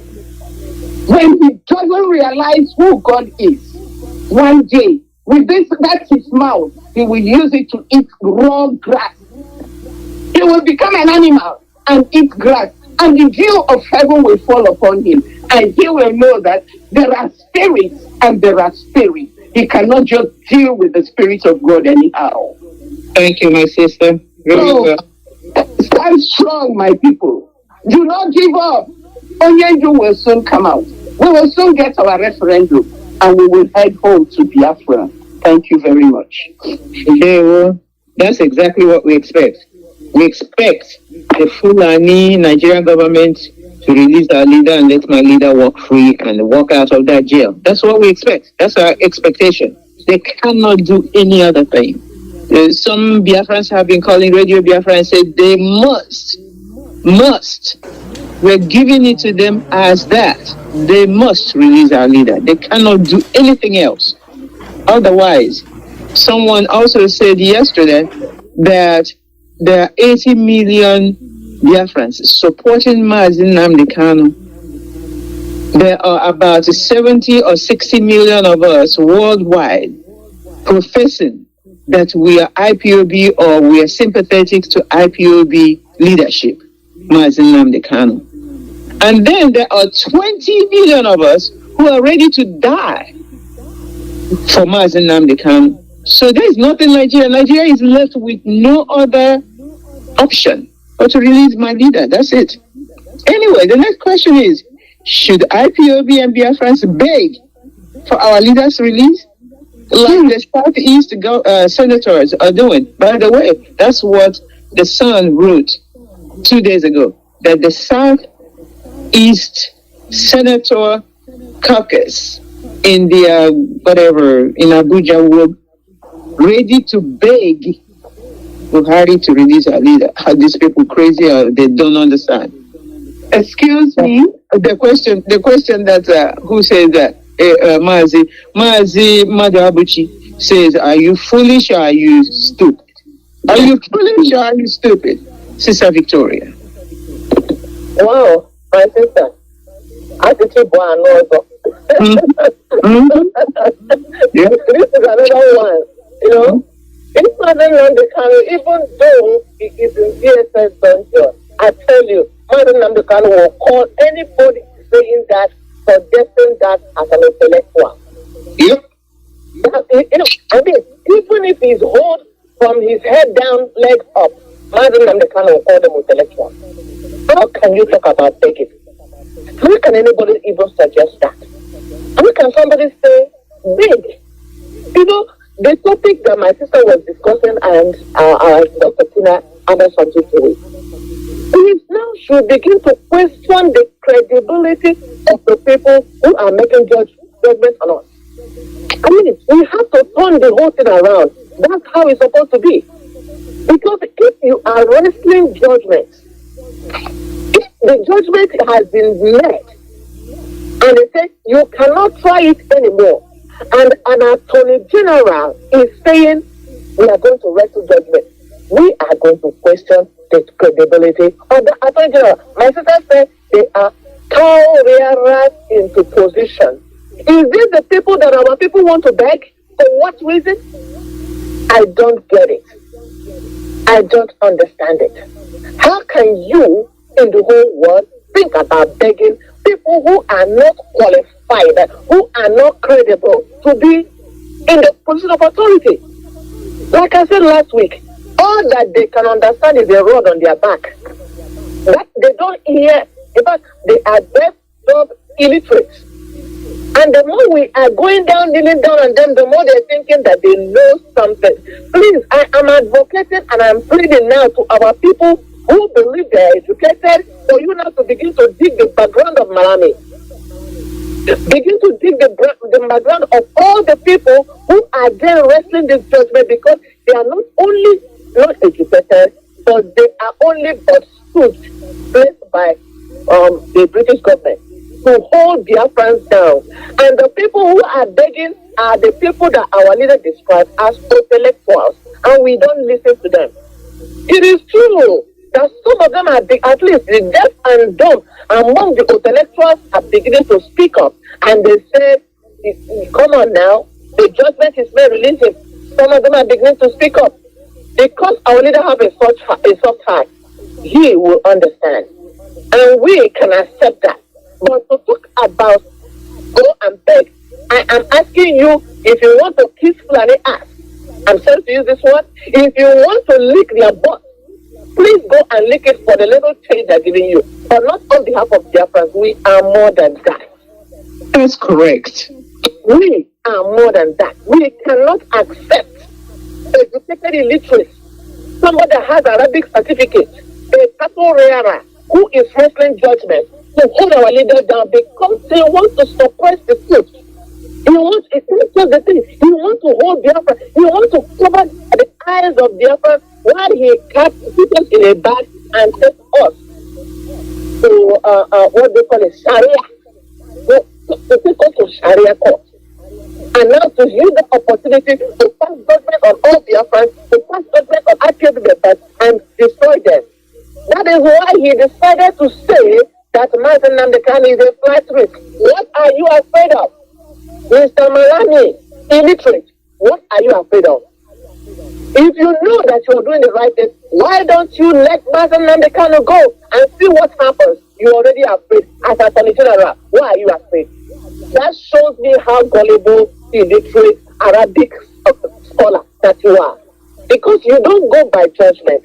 You go by punishment for the good. How can you leave the people who are killing Nigerians, who are killing all the people in the zoo? They're no longer safe. And you leave them walking free. And you see the man that's talking about freedom and you put him in dungeon. This is Fulani mentality. They don't know the way from right or wrong. And our people who by omission or commission are suggested to go and beg. I am asking you, get off the line. Because the trend that is coming to destroy you is coming, and it will take you together with Fulani forever saying beg them. We are not begging them. They have put our leader in solitary isolation for how many years? And the man is still alive and kicking. Do you think it's the finger of man? Do you think it is because of his strength?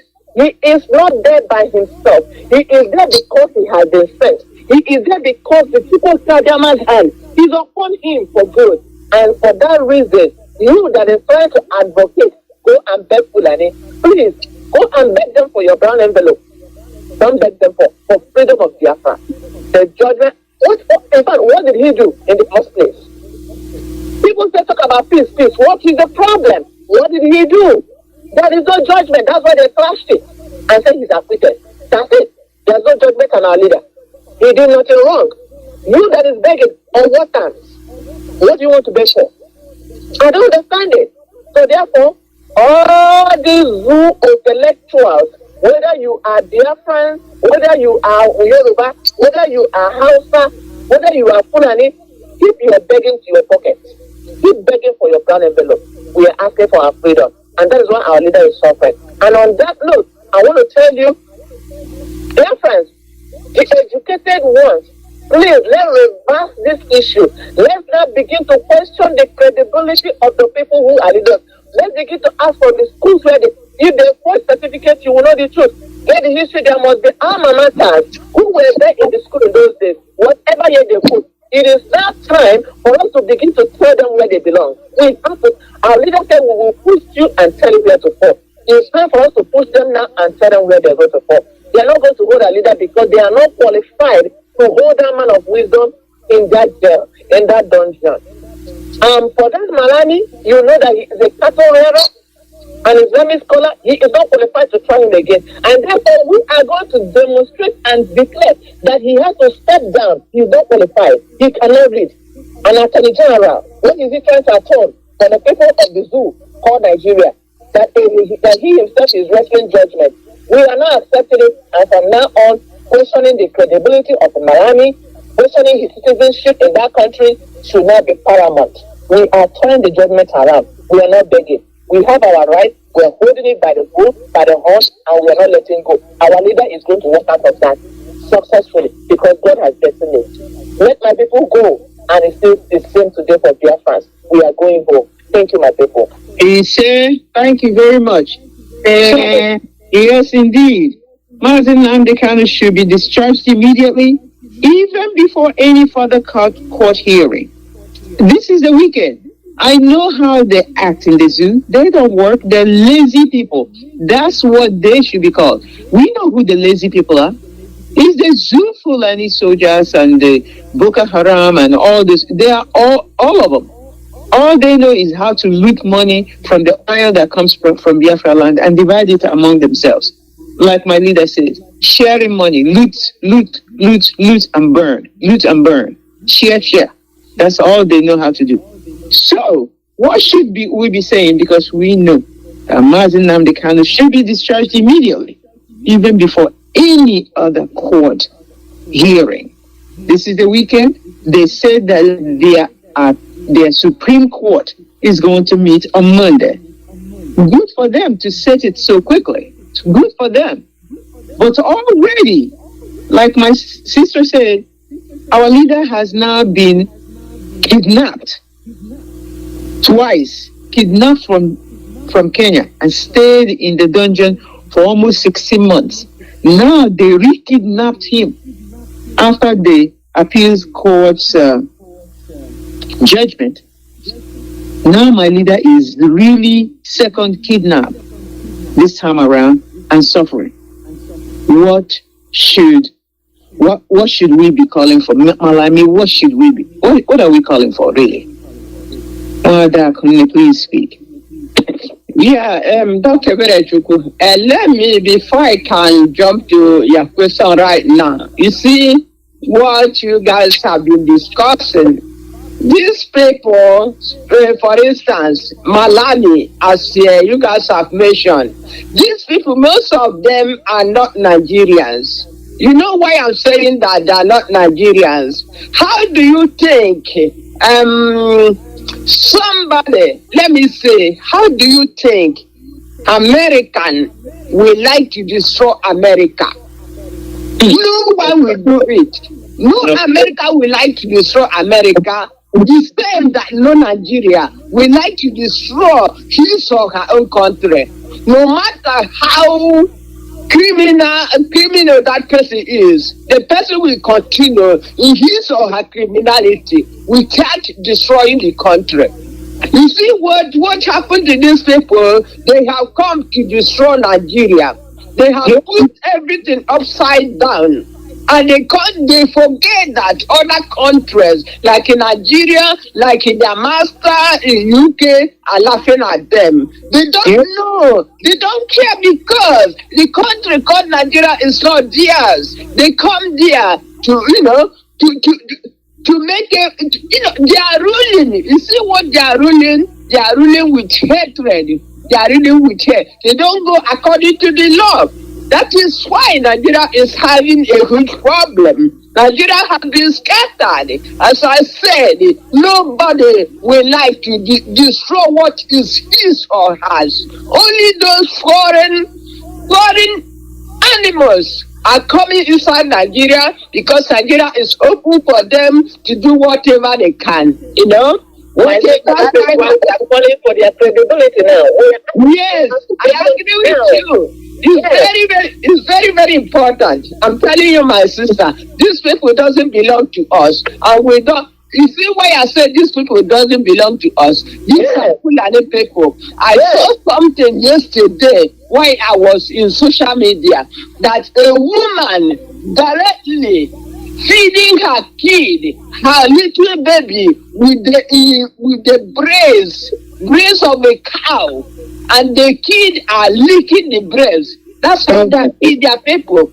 After this, you come to compare it with us, the children of Chukwukabiama, those that are mother nurse with their own breast, and those who nurse with the animal breast. Directly to the cow breast, this baby is licking. I was going to vomit, my dear. I never seen something like this in my life. Then you're gonna tell me that these people are Nigerian? I said no. Now, since they have made their plan to destroy Nigeria and they are getting there, that's why they are ruling with hatred. That's why they don't want to see anybody call Nnamdi Kanu or hear about you Igbo people. They want to destroy us. As you said, your question says, before Malami, whatever is his name, we take a further action going to the Supreme Court or not Supreme Court. First of all, as Attorney General, you call federation nonsense. I don't want to hear that word federation. Attorney General of Nigeria should have first of all obey the appeal court order to release our leader. Let him free. And you go and show that you are that you are not happy about what happened. You can go to hell and go to your Supreme Court and file whatever you want to file. Now, you didn't obey the order. How do you want the Supreme Court to listen to you, to obey that order, to continue the case that already discharged and are acquitted? The charges is gone. We don't charge you anything again. Acquitted. You are now free. Go in peace. Why? Why did he refuse to listen? He didn't do it. But now he's going to Supreme Court. A Supreme Court going to listen to him. If I happen to be in that Supreme Court, when you bring that paper, I will just stamp it and give it away. Case closed. I'm telling you, because Malami, that's exactly what they're supposed to do, my sister. That's exactly what they're supposed to do. Yes, Malami did not act well, and Malami didn't show himself as a lawyer or to be a Attorney General of the Federation. If I were Malami, I will just, because I'm incapable of doing my own job, I will just resign. I will tell the people of Nigeria This is my resignation. I am not capable. Yes, I am not capable. And then I am not capable. I'm going to resign. But you will not do it. With apologies. That's how people do. With apologies. Yes. So I'm asking the Nigerian people that this man have to resign. And you are the people of Nigeria. And you have the say. You have the conclusion. Not Malami, not only one man. Even though he's a Nigerian, he's only one man. He's not Nigerian. That's why he have to Malami must resign. He is nothing but an animal, a monster who judge people by their hatred. If you hate somebody, okay, if somebody can remain in jail forever. By the way, what did our leader do to these people? Because our leader told them the truth, right? Only our leader told them the truth. And now, see, the senators, most of them going to beg them for this. Why? Our leader told these people begging now, I need guns and bullets. I need guns and bullets, that's the truth. See what is happening now, because nobody heard the voice of our leader.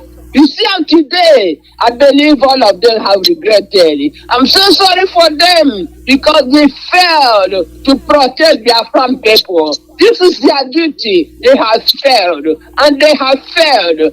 And I don't think many of them will forgive them. I personally, I'm not going to go forgive them. Unless they start today, we take and equip our people to get ready for what is going to happen. Because enough of this is enough. You have to retake. Biafra senators, you have to retake. I cannot understand why you don't know that the heavy rain is coming. Everywhere they have circulated you until today. You are going to beg those you are supposed to be your slave. Very bad, my sister. Let it be so. Thank you. Thank you very much. Well said and well explained. We are ashamed of these people who are thinking of begging. We are very ashamed of them. Release our leader, that's all we ask. Because you must. Your law says you will. And like my sister just said, if I am sitting in Nigeria's Supreme Court as a group of people, you should take that piece of paper that they will give to you, write on it, dismissed and acquitted and discharged, and give it back to Malami to go back and release my leader and let my leader walk out of there. Let my leader walk straight out of that DSS dungeon and out into the open. And that's the next question. I think the next question is, I'm going to skip. Is our leader a flight risk as insinuated by Malami? Why should our leader be released? Released to where? My leader, like I said, is not a Nigerian. Released to where? I would like Nwada Akune to continue. Please continue. What is Malami trying to insinuate? My leader is a flight risk from a country that he doesn't belong in? That doesn't even make sense. Malamu needs to really stop drinking this cow meat that has changed everything in the northern part of Nigeria. What do you think? Dr. Berechugu, you know what happened? Even because I don't consider our leader Nnamdi Kanu a flash risk in Nigeria. I don't.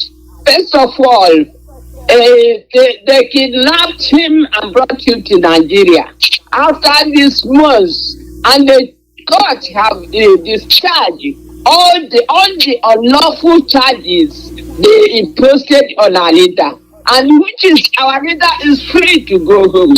Why didn't if our leader going to have to leave, it shouldn't be any problem to Nigeria again. Why is he going to escape in their hand? Our leader is free. Our leader have gone wherever I want to go. He want to go back to Kenya, that's his business. Want to go wherever is his business. To tell you that these people are very they are in trouble now. As I said before, they are in great distress. This is the thing causing all this problem, because they don't know what to do. You don't know what to do. Make it simple. Release this our leader. Release Mazi Iyke for you to have peace, for Nigeria to have peace. As I said before, not only Eastern region is feeling the hot, but all Nigeria is feeling the hot. I'm telling you that if you release our leader, don't preoccupy about our leader again going to escape. Even our leader is not Nigerian, God is not going to be in that Nigeria. If you want to be in Biafra land, that's okay. Because you release him, you don't have any right to re-arrest our leader. That's what the court order they gave to you, which you refuse to understand or you refuse to do. Even though you don't understand, don't wanna do it, and then you are afraid what will happen if you release. Nothing will happen. Just release our leader. After that, we need a referendum. We have to go. Why can you people continue killing us? The people you don't want, the people you don't like in the country, and still we want to go. You say no. You prefer killing us, bringing your military to us to kill us. What for? The people who made Nigeria how it is today are the ones you are killing. Then you don't want them. Then you are the people that care about Nigeria. Other people know. Then let us go. Let my people go. That's what we are asking for. Our leader will not be a danger to nobody. Or don't fear that our leader is going to escape. Escape where? Our leader is free forever. He can go to UK, he can go anywhere he wants. Mm-hmm.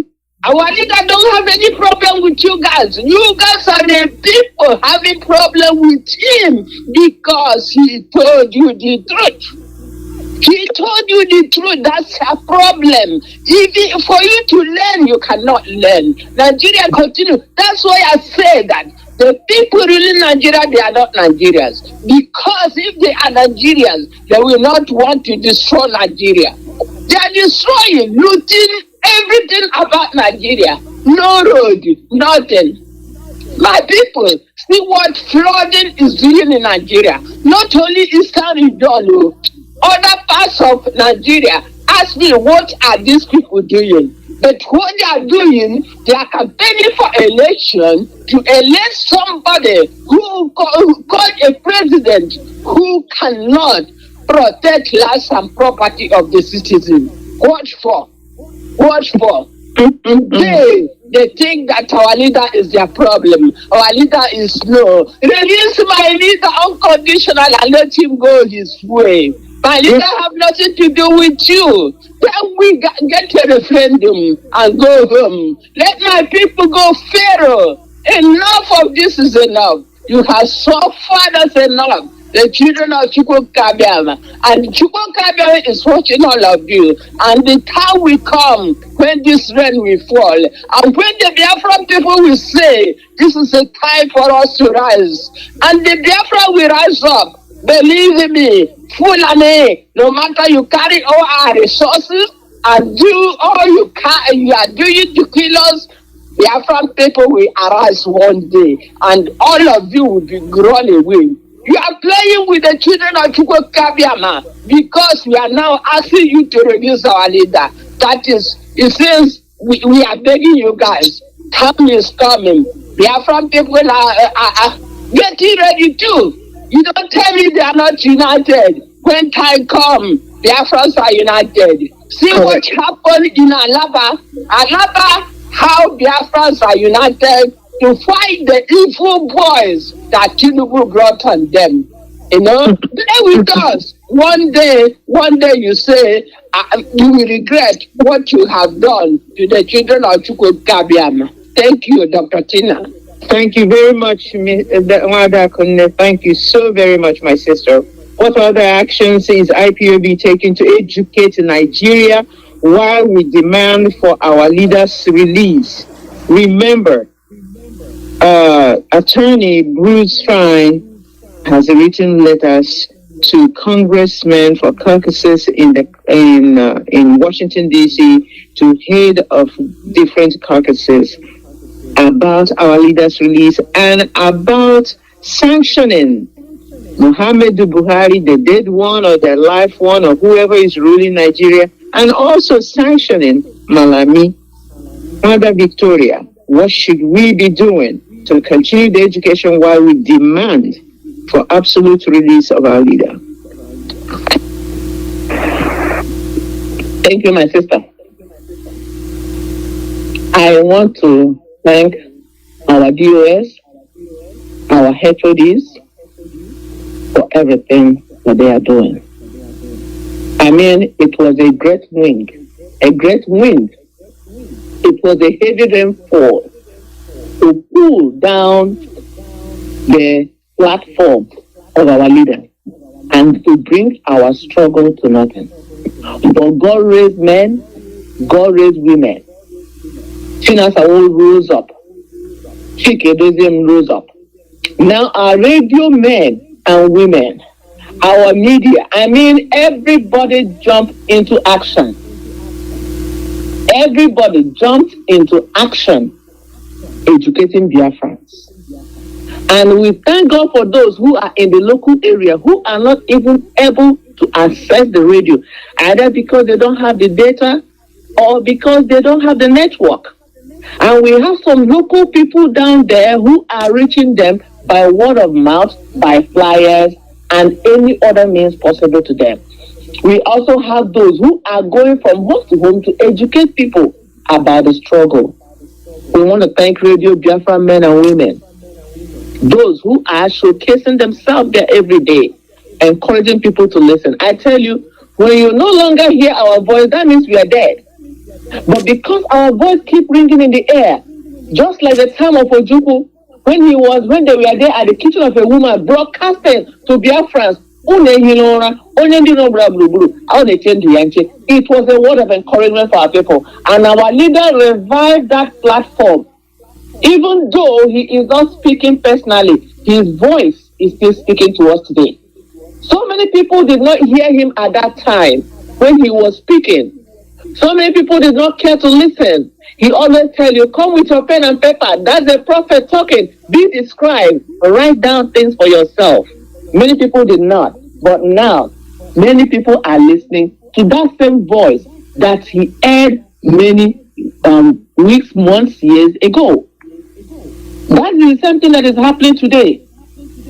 Anybody who don't want to hear is somebody that don't want to hear. I tell you, our people are so sensitized. You know, what happened in Imo State is an example. When the impostor was coming, we know it's Buhari that don't know nothing. It's Jubril that cannot read or write. That said in his mouth, whatever the court says, whatever the declaration, I go by it. Now he has gone incognito. He's hiding because he don't know what it is. He's a robot. He has no brain of his own. He can't make decisions. The people making decisions are people like Malami with the Fulani breast milk, with the cow breast milk that they drink. They don't even know. They don't know. My sister was describing freedom. They don't know what is freedom. They don't know what it means, because if you say somebody is free, can you hold the bird of the air from flying? You say somebody is free, and then you still want to hold the person close. That is not freedom. That is what we are preaching to our people back home. How we make this message, once they hear, once they get the right instruction to obey something, they will definitely obey. I want to thank our people who are at the grassroots. If you say to them, Nnamdi Kanu is going to court, stay home. Everybody close their business. Thank you. That shows that you guys are hearing. That shows that you're listening. Even if they don't have access to radio directly, once they get information, it passes from hand to hand, they are obeying it, because everybody is thirsty for the motherland. Everybody is thirsty. Therefore, our people, we are not going to stop what we are doing. We are not going to stop. We have to keep shouting. We have to keep speaking. We have to maintain the link.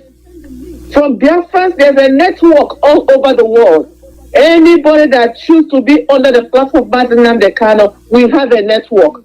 There are other sympathizers, like my sister said. There are other friends of Biafrans who are also working in one way or the other for the freedom of Biafra land, for the freedom of Mazi Nnamdi Kanu. Therefore, our voice shall never go down. Whatever is within your means, if you can be on the radio, if you can be on the TV, if you can be on the media like television, like TV online, whatever, videos, on Twitter, oh my God, Biafrans, we are listening out. Any way your hand can reach, keep on making sound. Our leader said that you cannot back out. Once you turn your back, these people will unleash the devil inside of them. They cannot unleash it because we are facing them. If you cannot reach them personally, you reach them with your voice. They have killed, thinking we are going to back down. We are not backing down because our leader said, even if it's one man and one woman, Biafra will come. So we are not turning back. We are not yet one man and one woman. There are so many Biafrans breathing in the Biafra land. There are many Biafrans all over the world. We are still ringing the same thing. I was speaking with somebody the other day. He said, all of you there, whatever we are saying, you say just Biafra. That means a lot of people have come to understand. I tell you, what we are doing is working. All of you, whatever you're saying is just Biafra. Yes, we have to keep what we are doing. Anyhow, it can reach the people in whatever direction. But I want to add to what I'm saying now. Please educate our children. Our children need to be educated, so that when our own voice is going down, even if in Biafra land, they will carry it on. One thing that America has done over the years is always telling people their history. In South Africa, where they don't tell the children the history, they don't even know what happened. Just like in Biafra land, after the war, nobody was talking. Nobody was saying anything. The people that call themselves leaders were busy enriching themselves, and many of them, their riches come to nothing. Their children become fugitives and vagabonds everywhere they are because they did not pass the information. Let us, as we are going on, not put our children behind, bring them forward. Let them know about Biafra land. Let them know about our struggle. So wherever we stop, they continue. Even right inside Biafra land, they will not drop the light. They will not drop the lamp. They will understand who they are. And Fulani will never receive a chance in our midst ever. If we continue the way we are doing, hand it over to our children, and they understand the struggle and the fight, and they buy into it, no other country is going to hold us down and enslave us, as they have done over 100 years. Either Britain, America, or the Portuguese, or Chinese, or Arabia, nobody will hold us captive because we have to find our way out. Because our children also know. So let us make it a point of contact.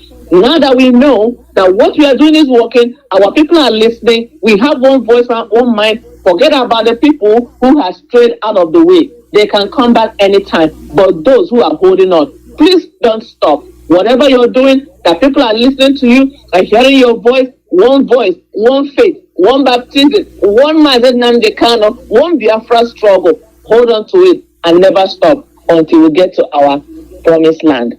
Thank you, my sister. Hello, my sister. Thank you very much. So let's continue to appreciate our people for their overwhelming support for the unconditional release of our leader, because you know the support. The people who are begging, the intellectuals are doing their own way. The other groups, they're doing whatever they think that is necessary. But we're telling them, stop begging on our behalf. We're not cowards that beg for what is rightfully ours. But Sister Cecilia, let's talk to the common man, the lady who is in the market, the men who are in the farm, the children who are in their schools in Biafra land, who know now that Biafra is being restored right in front of them, and they continue to overwhelmingly support the release of our leader. Sister Cecilia.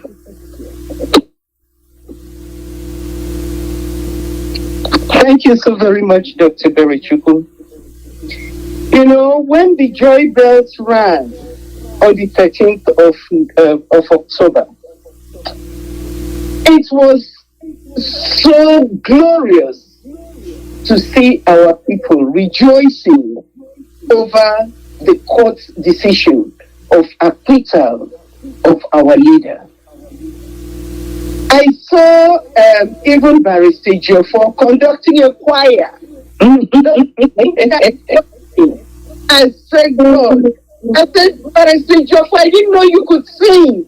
He was there conducting it with all his energy, even with his court robe. I was really very impressed. This is to say that IPOB is not a violent group.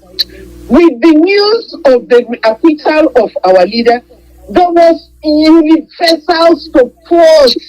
There was joy all over the world.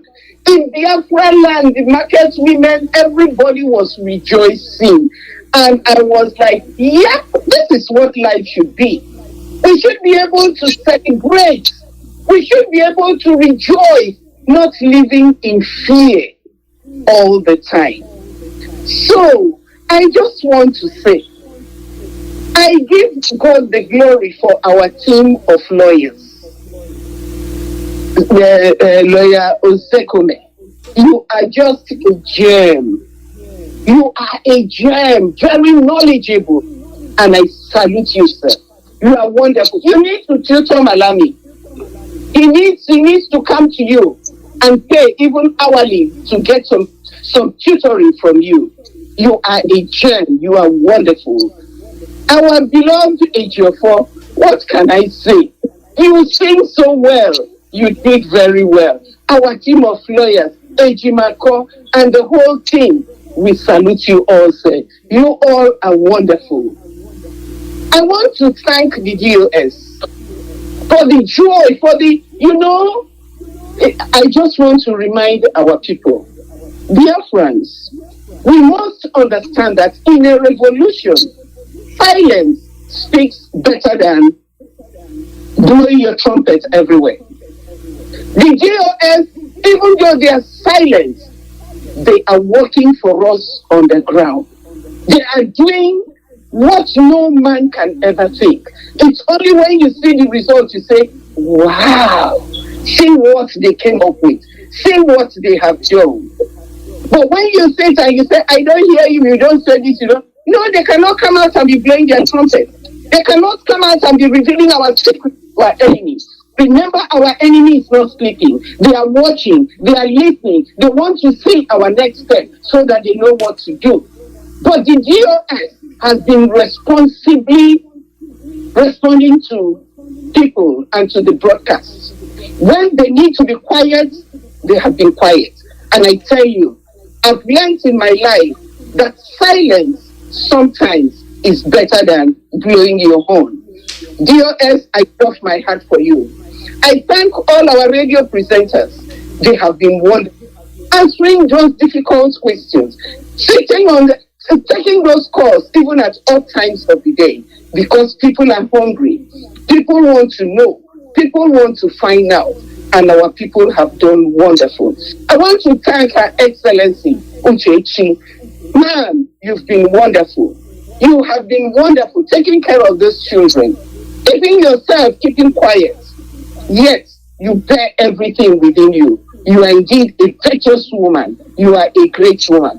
All the women in the land of Biafra and in diaspora who believe in Mazi Nnamdi Kanu, who believe in our deal, I doff my heart for all of you. You all are wonderful. All the men, wherever you are in the world, who support this cause, you are wonderful. All the school children, the young people who have maintained, who have followed the cause, who have followed the struggle, who have remained undaunted in their faith in Biafra.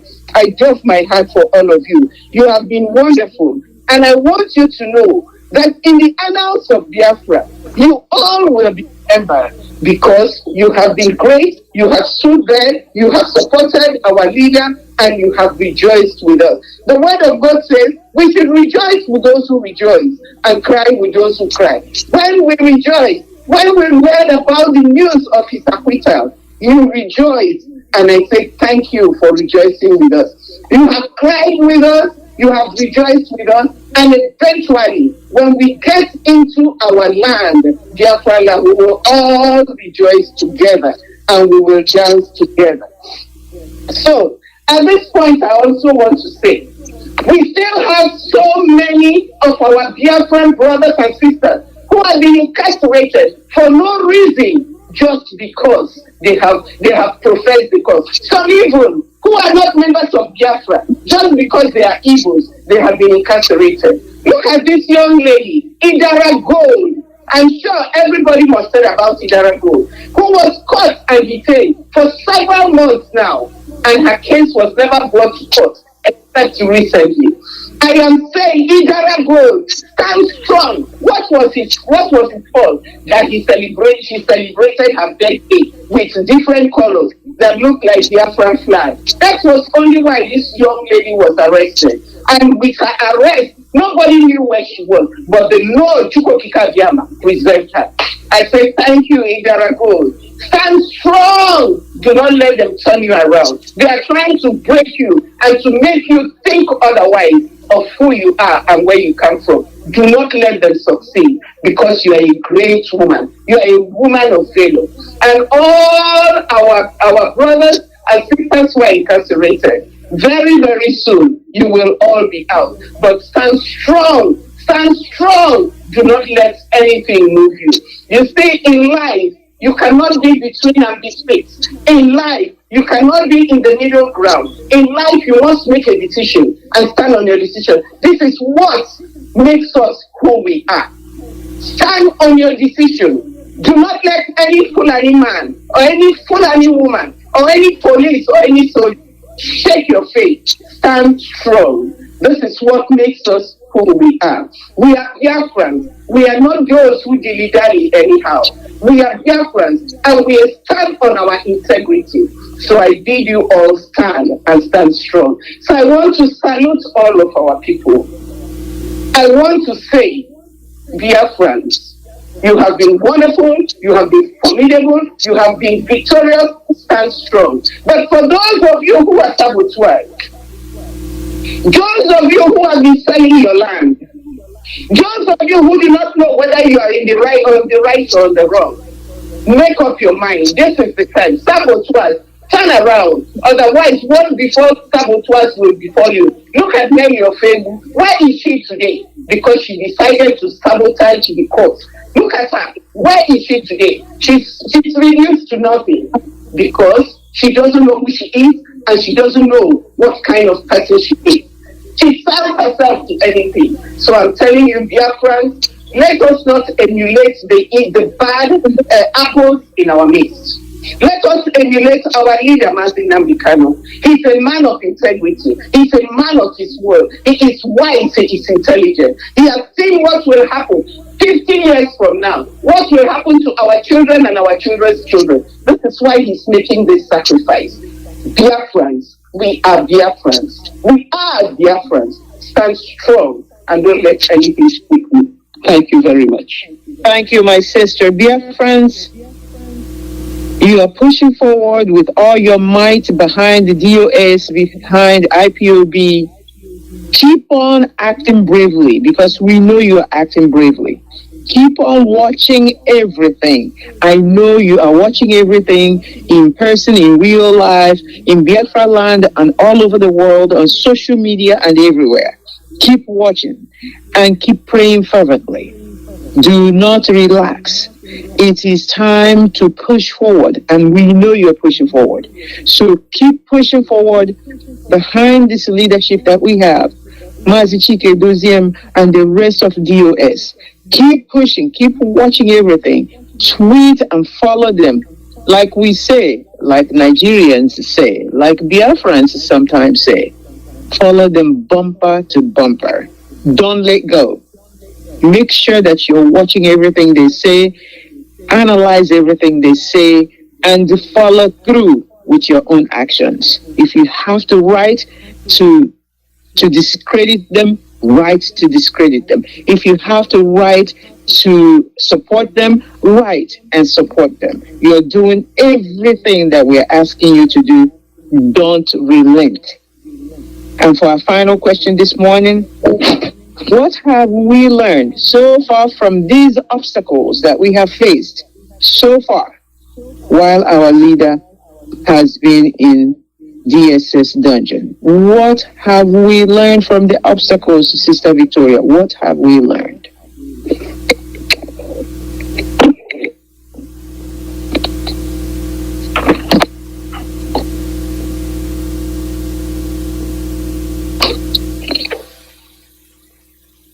Go ahead, Sister Victoria. I'm so sorry. I'm talking. I didn't know I was on mute. All right. We have learned a lot from what has been going on. We remember that during the Nigeria-Biafra war, we were calling Hausa people. Hausa. We did not know that there was a scorpion in the clothing of Hausa people biting the unity of the nation, of the citizens in that country. That same scorpion went and put other people together to pretend like they are the ones fighting. Now you see how they marched. After they have killed other people who are supposed to stand up, now they have decided to emerge themselves as Fulani from all over the world being a citizen of the country. The contraction that British put together. Now we know where our problem is coming from because our leader went in depth and find out the whole story, how they came from Futajelon, how they are looking for nation instead of the wandering nature of their life. They are animals. They sleep and eat and get animal pregnant. That is their lifestyle. They are the ones that are using the same Fulani brain and cow brain to come over to destroy us. Now we know. We are learning, and many people who didn't know in the past, now they are beginning to know. Now, even as I'm talking now, I was reading about an incident that just happened. Many of us heard about the trailers that were there in different parts of Biafra land, pretending like they were protesting against the whole back, the second kidnap of our leader, Mazi Nnamdi Kanu. Now it is known that it was programmed by the Fulani government, who are so desperate to starve Biafrans once again to death. Those trailers with a lot of goods, mainly food for the people in the eastern area, they converged and put themselves together, and now the Fulani military military and what do you call it, Ibubatro, all of them came together and burned the entire trailers and the goods inside it. How do we know? Because we have people on ground who are telling us about what is happening. And I want to tell Biafrans, I'm so sorry to actually interrupt you. Do you know they didn't do it only in one spot? They did it in many different locations. Like Ibocha to Enugu, from Enugu to wherever, to Onitsha, from they even did it from Owerri to Onitsha. All kinds of places. There are many places that they burned goods and trailers and people. Oh my goodness, destroyed a lot. My sister, you see, that's the same thing. That's the same modus operandi that they used during the war to starve over 5 million Biafrans to death. It's not just children. I saw pictures of nursing women who are breastfeeding their children and they were starved to death. That is the same. How do we know? Because now we understand more. Our leader has taught us how to read between the lines. There were people now who are just saying, this is a coordinated attempt by the Fulani government. They handed over to all